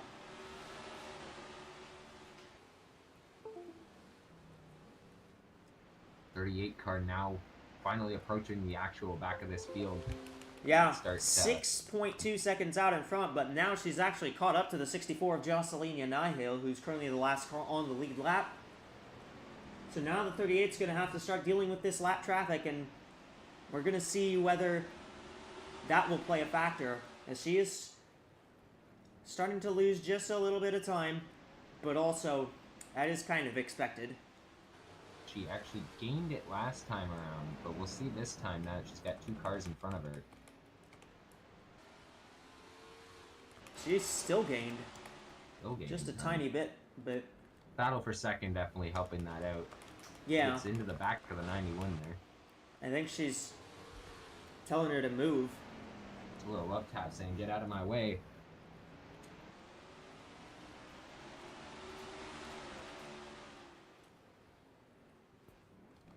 And they're going to lap the 21 again, who's very clearly well off the pace. Amani Wandayo is just out here trying to finish this race for glory points, I think.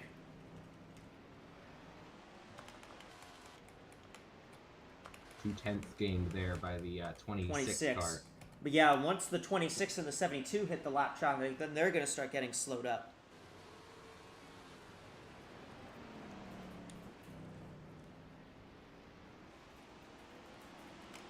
As this race progresses on, and as we continue to get into the deeper depths of this race, there's a lot of interesting things that could still happen. We're not even halfway yet. We're just about to reach the halfway point, and I think it's time for a FanDuel mid-race report. And I think we are going to put it to the studio for the FanDuel mid-race report and our FanDuel ones to watch. What do you guys have? Well, I think it's most obvious that the 38 is by far the best car right now, almost 7 seconds ahead of the nearest competitor and lapping cars as we speak. Though maybe that lap traffic could play some roles in some other battles for position. What do you think, Rashia? Yeah, I was going to mention this in the pre-race show, but I didn't get to elaborate that much on it.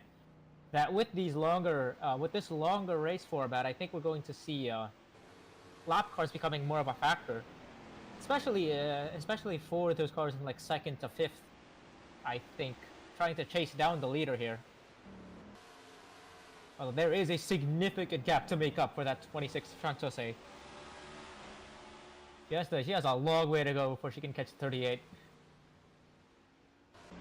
Well, they say it's a long way to go in a short time to get there, but it's up for debate whether about half the race is really a short time. Could be, maybe not. Who knows? Yeah, if we get a set of I don't see any cautions. battles really, but we'll get some later. As you were saying, Rashia? Yeah, if we get a set of cautions, that would change basically the entire dynamic of the race. Oh yeah, Is that it- would erase a 38 6 3/4 of a second lead if we got a caution.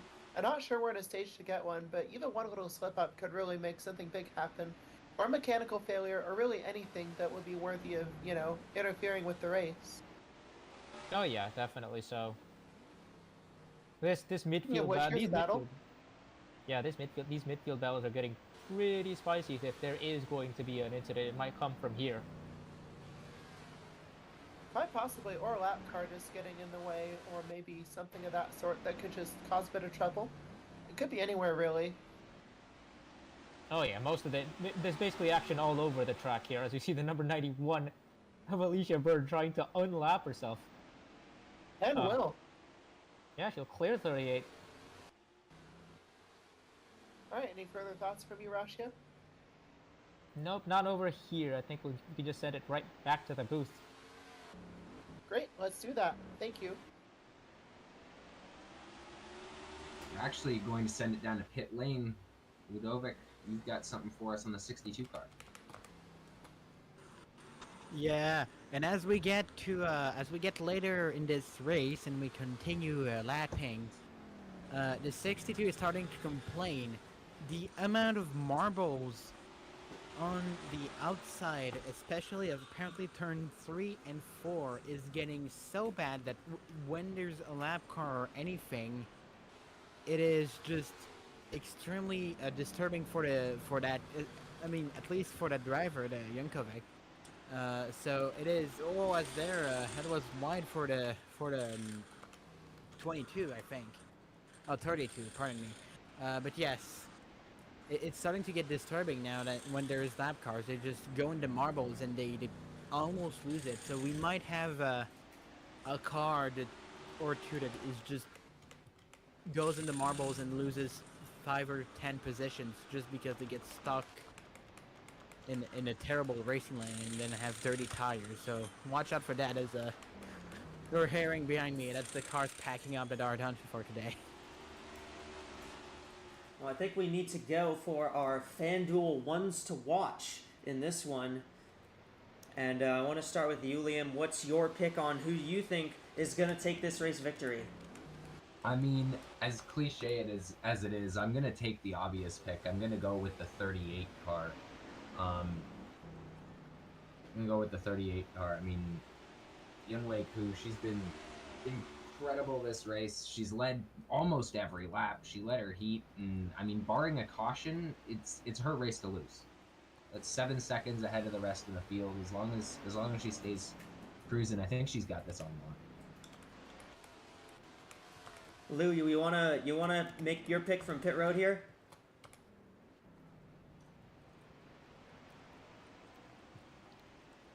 Sure, here. Sure, you totally didn't get caught off guard. I'm My gonna bad. pick, a good friend of mine, somebody who I know for a long time. I'm gonna take Sophie Chantelet, second place. I mean, I've seen her. I know she can make those big gaps back. 6 seconds is a lot, but hey, maybe a late caution, something to help her. Maybe lap traffic just is incredibly annoying for that 38 in the last third of the race. But yeah, I think Sophie still has a chance to win, I think. Y'all from the studio, you got any thoughts on who you think might win this race? Yeah, here in the studio. But has anyone picked the 72 yet here? If not, I think the 72 of Parkings here might have a say in this. We saw she has quite a bit of a. She can be aggressive when needed, and she has that the ability and definitely the experience as a modified racer to kind of grind out these short track races. And so I think if we do get a late caution, we might see some moves coming out of that 72 car.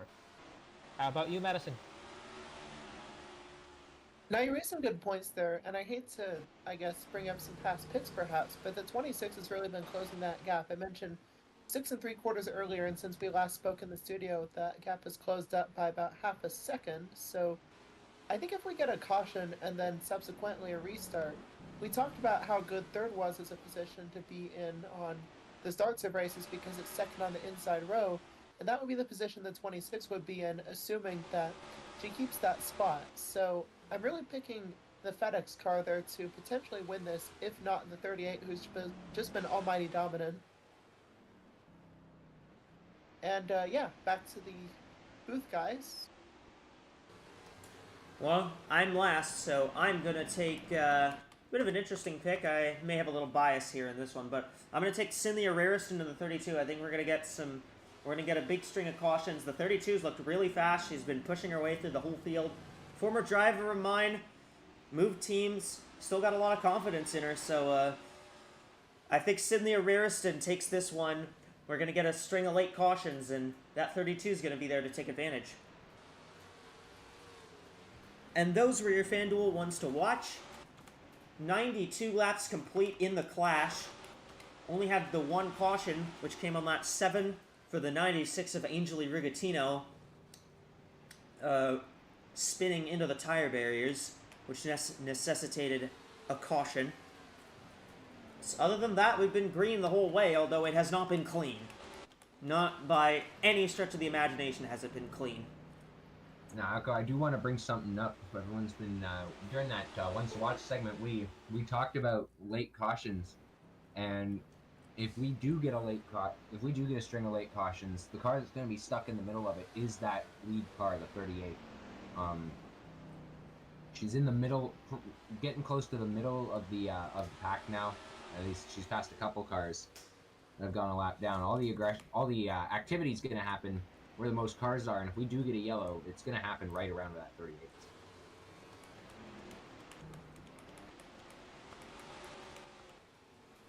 It's been a great day for Youngwei Ku.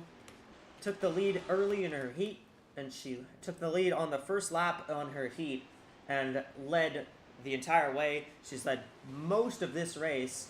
Only a few laps after that first restart, she didn't lead, and other than that, she has pulled out to a 7-second lead now, as we are closing in on just 50 laps to go here from the Daytona backstretch.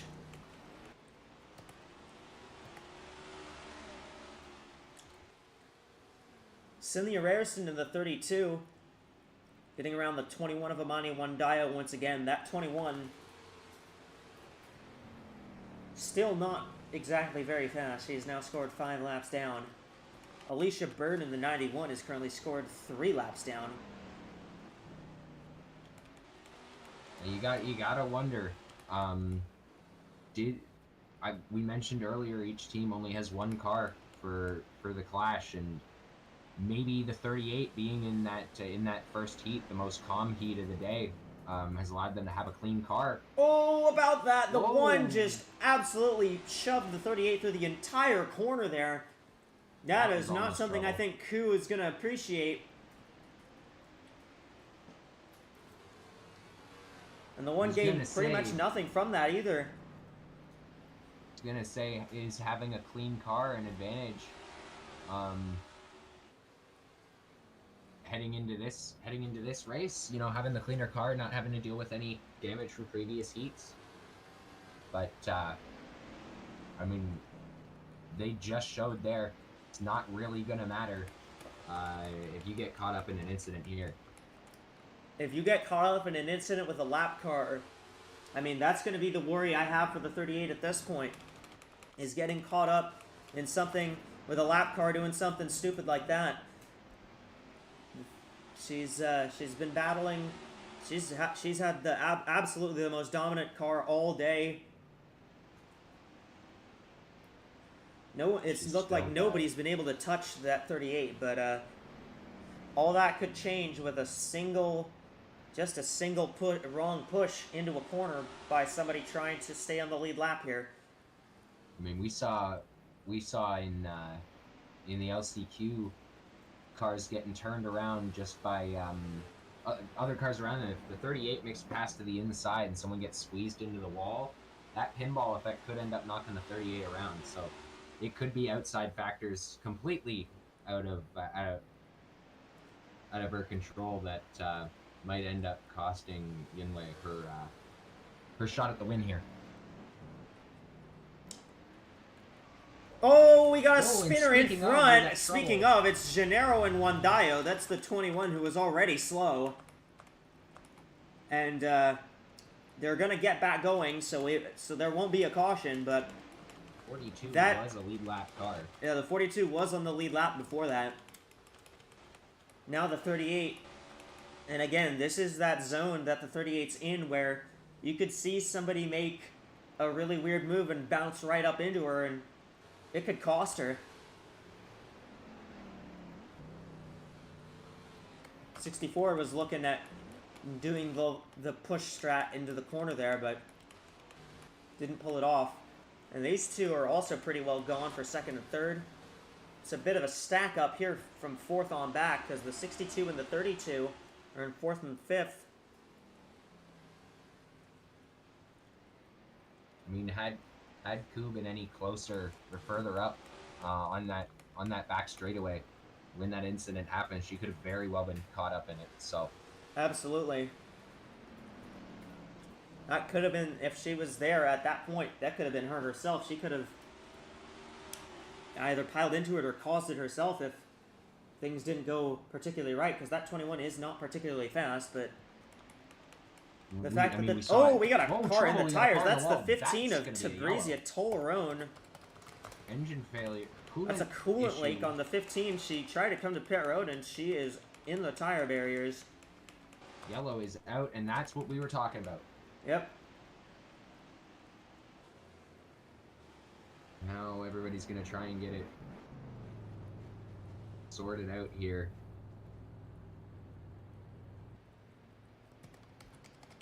Do we potentially see the field come into the pits, try and repair some damage, or change some tires here? I don't think we're going to see that. I'm not sure what these guys are doing. But they're doing something. Starting. 19 seems to be stalled on the backstretch here. I think the pace car goes a little too fast here.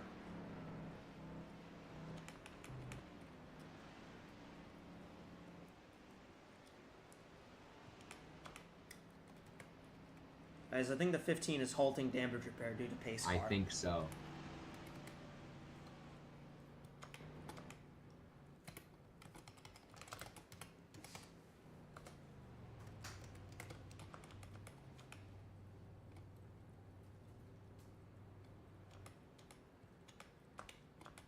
Okay, yeah, no, the wave command just does not work here, so... I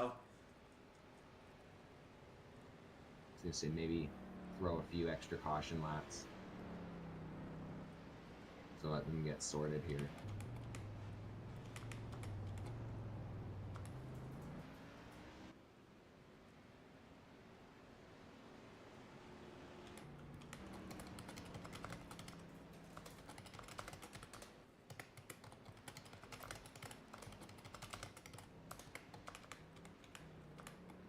Okay, it does work. It's just really weird.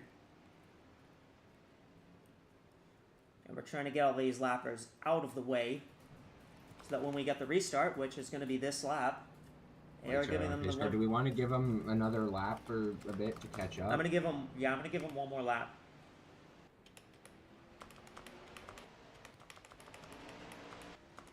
Oh. Caught up in the yellow there. We did have a pit report on the 26 team from Lou. What do you got for us before we go back green? Well, very quickly, I was talking to the team right before the yellow came out, and they're telling me they thought they had a chance if a yellow was going to come out. So hey, they got their wish immediately afterwards. I didn't even have time to go on the air with that. So they think that the 26, now that the gap has been reduced to nothing, has a good chance at taking the lead. We'll see if that happens.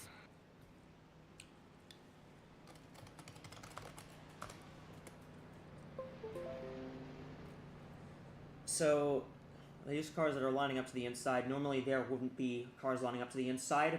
Normally procedures, but I think with how this stuff works at these kinds of tracks. Oh dear, hang on. We are getting the green flag. Here we go. And the She 26. might be the 26. I don't think she jumped it, but... I don't think she jumped it, no. We'll see. We'll see if she comes to pit road. 26 got a really good start, and she's going to pull by the 38 here. The 26 out front. Oh, the 38 goes wide. 38 goes way wide. They had to a stop. spin. 21. 21 I think that's them again. hitting the panic line. The 21 went around. 19. 38's lost second now. Well, we got a caution. That changes things. That can always change things. Here comes the 32. Here comes the 38's teammate in the 60 of AWSCO.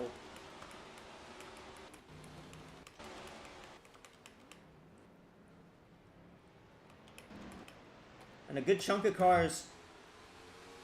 The 19 appears to be the only one that was penalized. Oh, the 38's getting really aggressive. Yeah.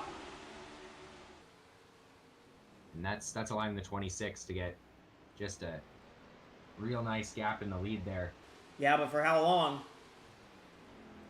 38's gotten shuffled. The 26 is gonna lead for a bit here, but how long is that gonna last? All things considered, not a lot of time left in this race either. Yep, we've only got 30 laps, and this is not a very big track. These laps go by pretty quickly here in just about 17 seconds. So Ku's got to make quick work if she's going to take this win. If she's going to take the lead back from the 26, but she's been shuffled back. It's going to come down to how well that 38 can do in traffic, and we did see... I don't know if you guys remember, but we did see that the 38 did have some trouble getting around a lot of those lap cars under that previous green flag run.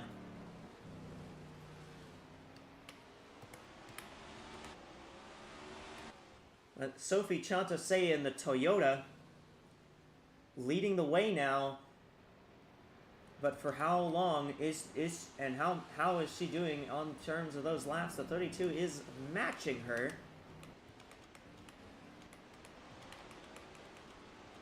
She's gonna need to do more than match the 26 if she wants to win this race. Absolutely, 100% agree with you. Battle back here, there's AWSCO and Yania Waterton fighting for the 10th spot. We got a report from Lou on the 38. What you got? And the 38 team is not happy with that restart. They have been complaining to AWSCO officials since that restart to try to get a penalty for that 26 because it went to the inside, at least in their opinion, too early before the restart window. But yes, they think they think it should be penalized for it. AWSCO officials don't seem to really agree with them, but they're still arguing and they're still talking to the race director. So maybe they can change things around. Let's see here what happens. Well, if the 26 were to get a penalty, that would hand the lead to the 32. So Ku still wouldn't be the leader, even if the 26 gets penalized. But that restart. I can absolutely understand the frustration from the 38 team. I mean, the 26, even us up in the booth thought maybe she jumped it in the inside out of 4 there instead of waiting until the green flag dropped. But yeah, it looks like the officials are letting it slide. So I believe the rule is you cannot pass to the inside. And the 26 was not ahead of the 38 at the start finish line. The 26 was still technically behind. So I think that's why they're not calling the penalty. Oh, and the 21 just threw a block on the 26 there. That could be manufacturer orders, because the 38's a Chevy and so is the 21 here.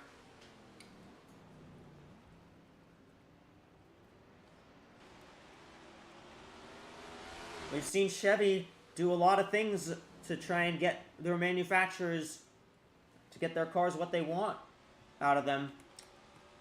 21 could have been told upstairs, try and keep the 26 behind you and let the 38 close in. 38 needs to get past to 32 though first. Well, that's gonna help. Here we go. 38's gonna send it down into turn number 1, and I believe she's gonna take the spot. Not quite clear yet. Not quite clear yet. 3 and 4. She's gonna get it this time. She's gonna get it this time. And she is actually gonna pass the 21. 21 gave the 32 and the 26 trouble and didn't give the 38 any trouble. I think that tells you where that might have come from. I mean, certainly I don't want to accuse anybody of anything. I don't want to play sides up here in the booth, but that was certainly a little bit more than suspicious in my opinion there. Oh, absolutely. I'm sure that's going to be a talking point regardless of if the 38 goes on to win this race or not. The 98 in 4th. If you notice this, the top 5, it goes Toyota, Chevy, Honda, Toyota, Ford. And then the highest Mercedes is the 3 in 9th. So lots of parity already between all 5 manufacturers in this series. Something to note, the 38 is closing with 10 38's laps closing. to go. Gaining about a 10th a lap. Does she have the time to get by the 26? That's what's going to be the question here. She needs the time to get to the 26 and then also be able to make the move. That was about another 10th gain there. At this pace, she's going to have about 3 laps to get past that 26 car. Lapper in view. There's another lapper. That's the 15 of Toblerone. She's a Honda. So if she's got any team orders, she would be trying to help the 32. Another 10th gain for the 38 there. Brought out that last caution there. 15 gets stuck in the 15 tire brought out the barriers. last caution, and she's still going. Yeah, I just realized that. That was 3/10 by the 38 that lap. Big We're pickup gonna have a battle for the Coup. lead coming to the end We of might this have, race. yeah, we might have a battle. Good battle back here. There's Rachel Cole and Ava Zarsaraj. Zarsaraj used the bumper on the 52. Bumpers, Uses the still bumper using again. The bumper. The 52 is not happy. Kind of gave her the stare down there. 38 kind of getting caught up in the 26's dirty air now. 6 laps to try and get around that 6 26 laps car. to go. Can Ku get by? We know the 38's fast. We know the 38's probably the fastest car. But she got mired back in that restart. Ooh, slipped She up a goes bit. wide that time. I think she's gonna need to use the bumper if she wants to get that 26 car. I think I have to agree. If she's gonna get by, she's gonna have to move the 26 out of the way.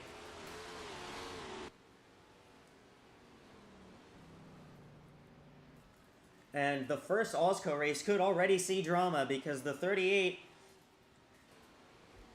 the 26 got by her on the restart after jumping to the inside right as the green flag dropped. No penalty was called. That's going to be one, if the 26 is able to hold on, that's going to be something they're going to be talking about for a while. 3 laps to go now. 15, probably a non-factor here.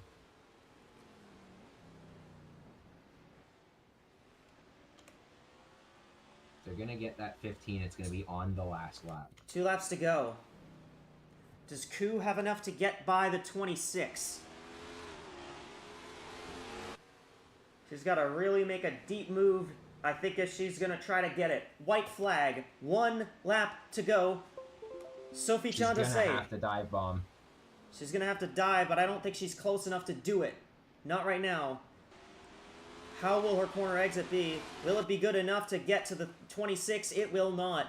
It will be Sophie Chantose who took advantage on a restart and wins the AWSCO Clash, the Echo Energy Clash at the beach. The first AWSCO race winner is Chantose.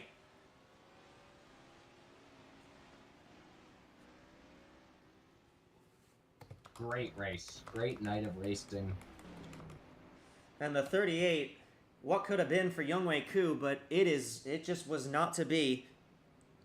Still, I mean, that Youngwei Koo's got to be proud of the way she ran tonight.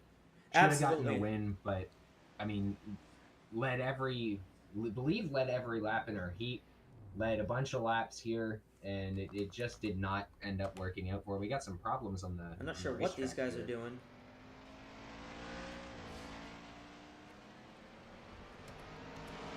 So yes. So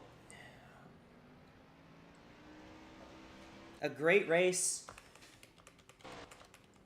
A great race here from the Daytona backstretch. What a great way to kick off this series. I need to export the results. The 10 apparently retired. I would also like to see what happened to the 96 car. We were so caught up with the sorting issue in the first caution, we didn't get a chance to take a look at what happened in the 96. AWSCO S1R EX. Lou, what do you got on pit road?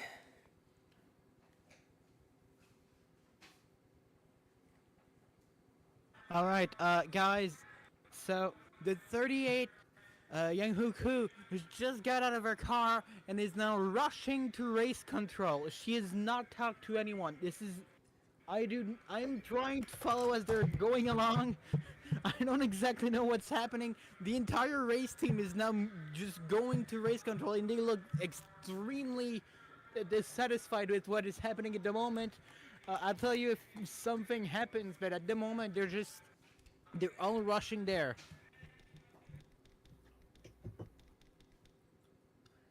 So let's go back to the restart. So here, so we're going to focus. We're going to focus on when the flagman drops the green flag. And in the background, you can see the 26 is already alongside the 38, well before the green flag drops. Right there is where they go. The 26 is still technically behind the 38. Side by side, and now there's the restart zone, the restart marker. 38 does go first, but there's where it goes green.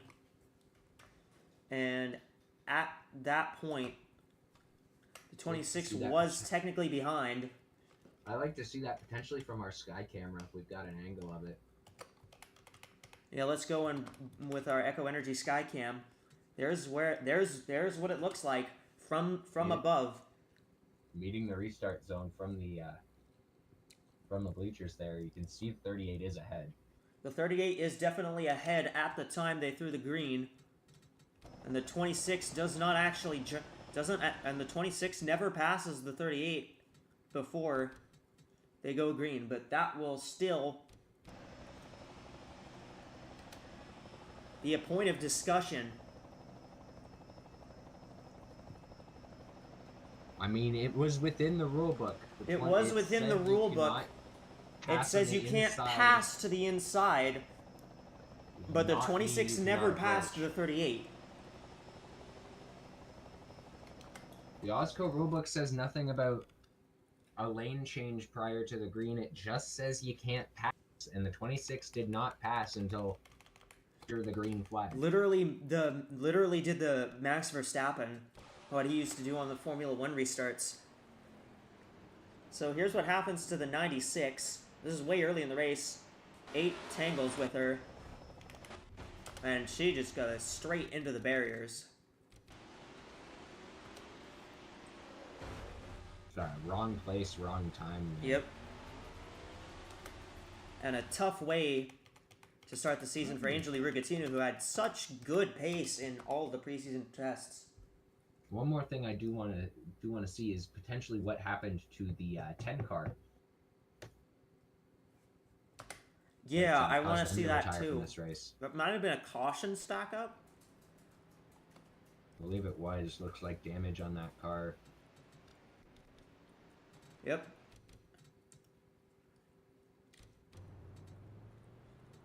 It was under the yellow flag.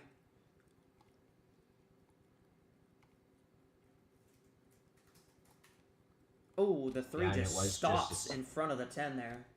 was just a stack up under yellow. The issue's getting things sorted. All right, Lou, got another report on pit road? Guys, alright, sorry, at the moment they just started. There's the 26 team have also gotten into race control, and now it's very crowded. There's like 20 people in here, and some of them are, as you can, oh my goodness, it's a very heated exchange now between the members of the crew of the 26 and of the 38, and I don't exactly know. Oh goodness! Okay, I think they're shoving around. And now they're getting separated. All right. Well, we appreciate that report. We will update you on what they decide to do for the finish of the race. At the moment, the 26 is the unofficial winner, but we will see if AWSCO decides to penalize the 26 after the fact. All right. We're gonna send you back to the studio for the post-race show. What do you got over there, Maddie and Russia, after a wild finish?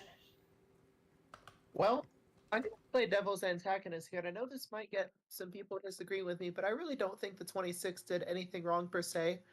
Certainly a questionable and unconventional tactic, but we saw Max Verstappen do that in the Formula One days, as I believe it was mentioned in the booth, and they did patch that later, but certainly not against the rules at that time, and there's nothing in the rules against what Chantose did either, so I think it's perfectly fair as far as the finish goes, and the 38 certainly didn't help herself by running deep into turn one and losing a couple spots after the fact.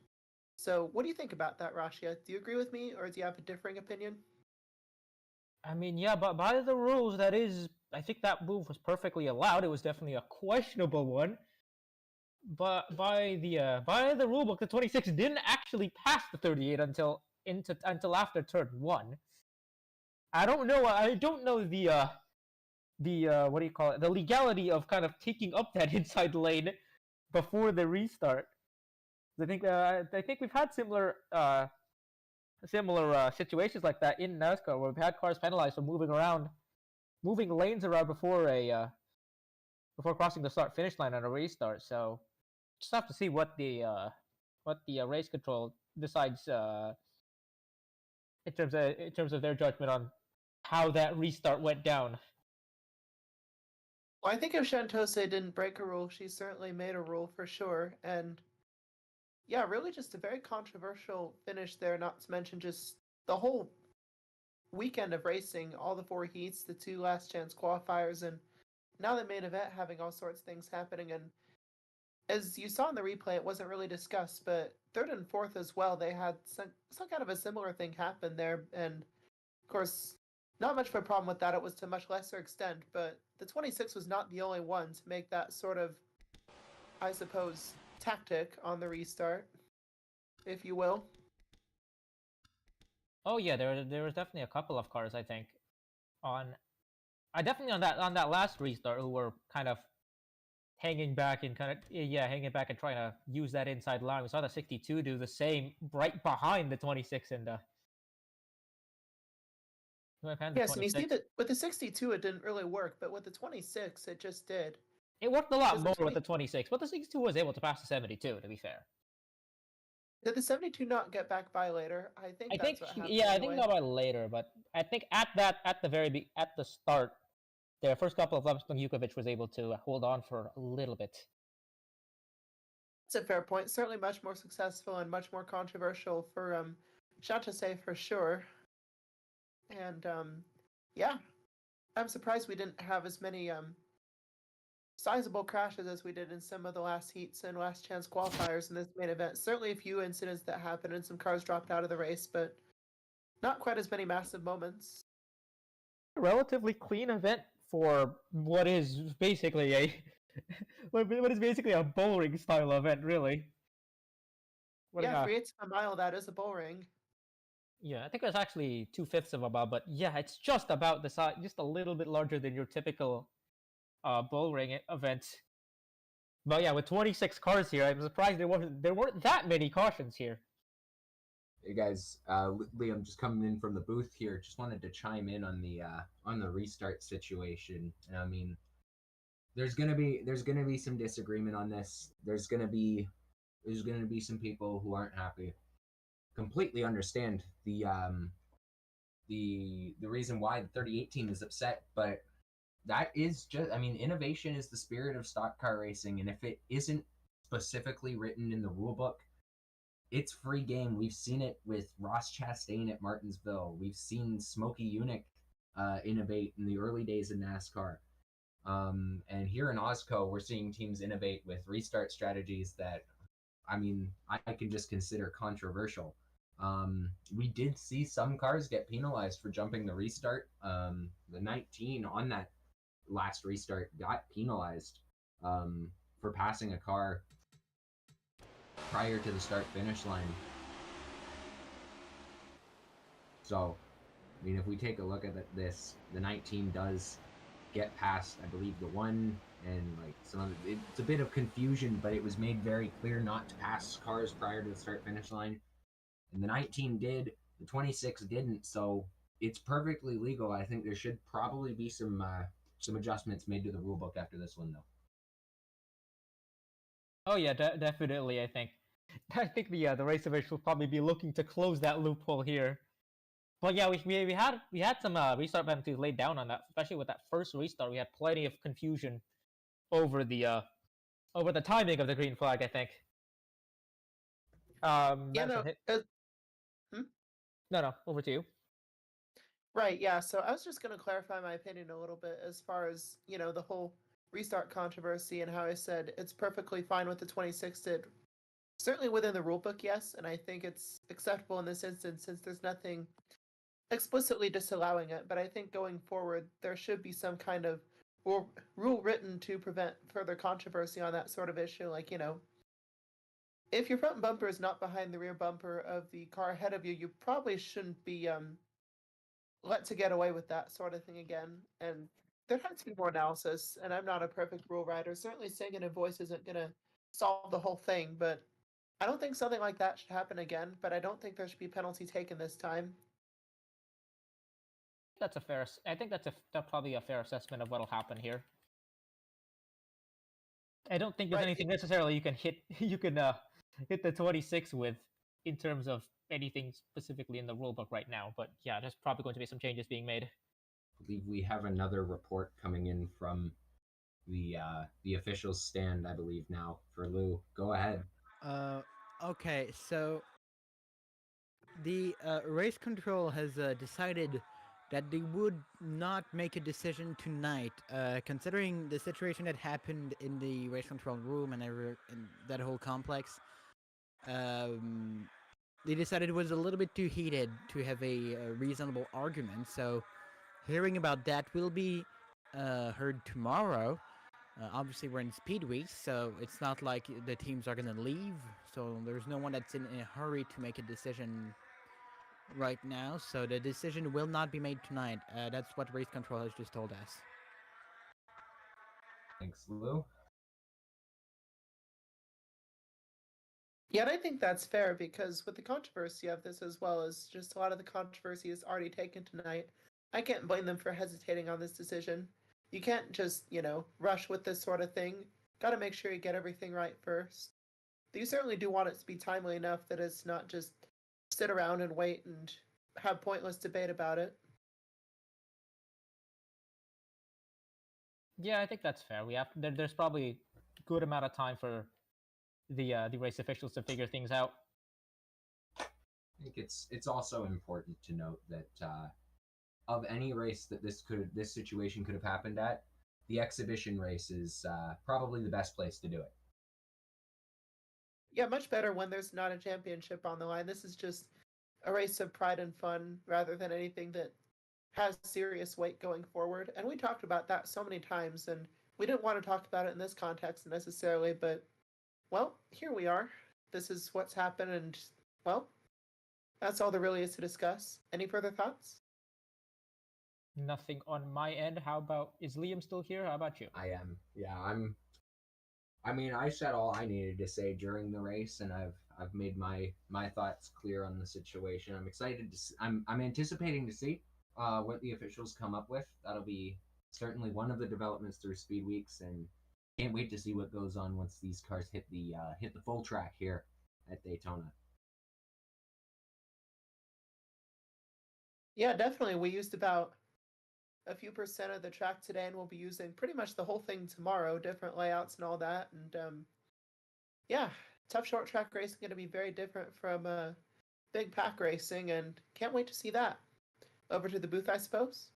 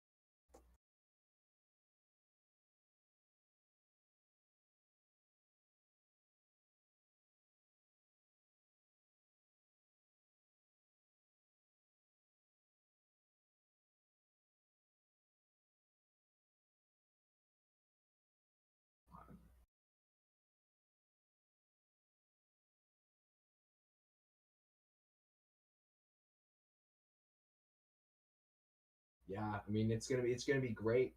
I had a great time up in the booth tonight. Not sure when I'm gonna be back in the AWSCO booth, but I'll be keeping a close eye on the series for sure. Hope to be back up here talking racing with you guys soon. But yeah, great night tonight. Can't wait for what this week has in store for us.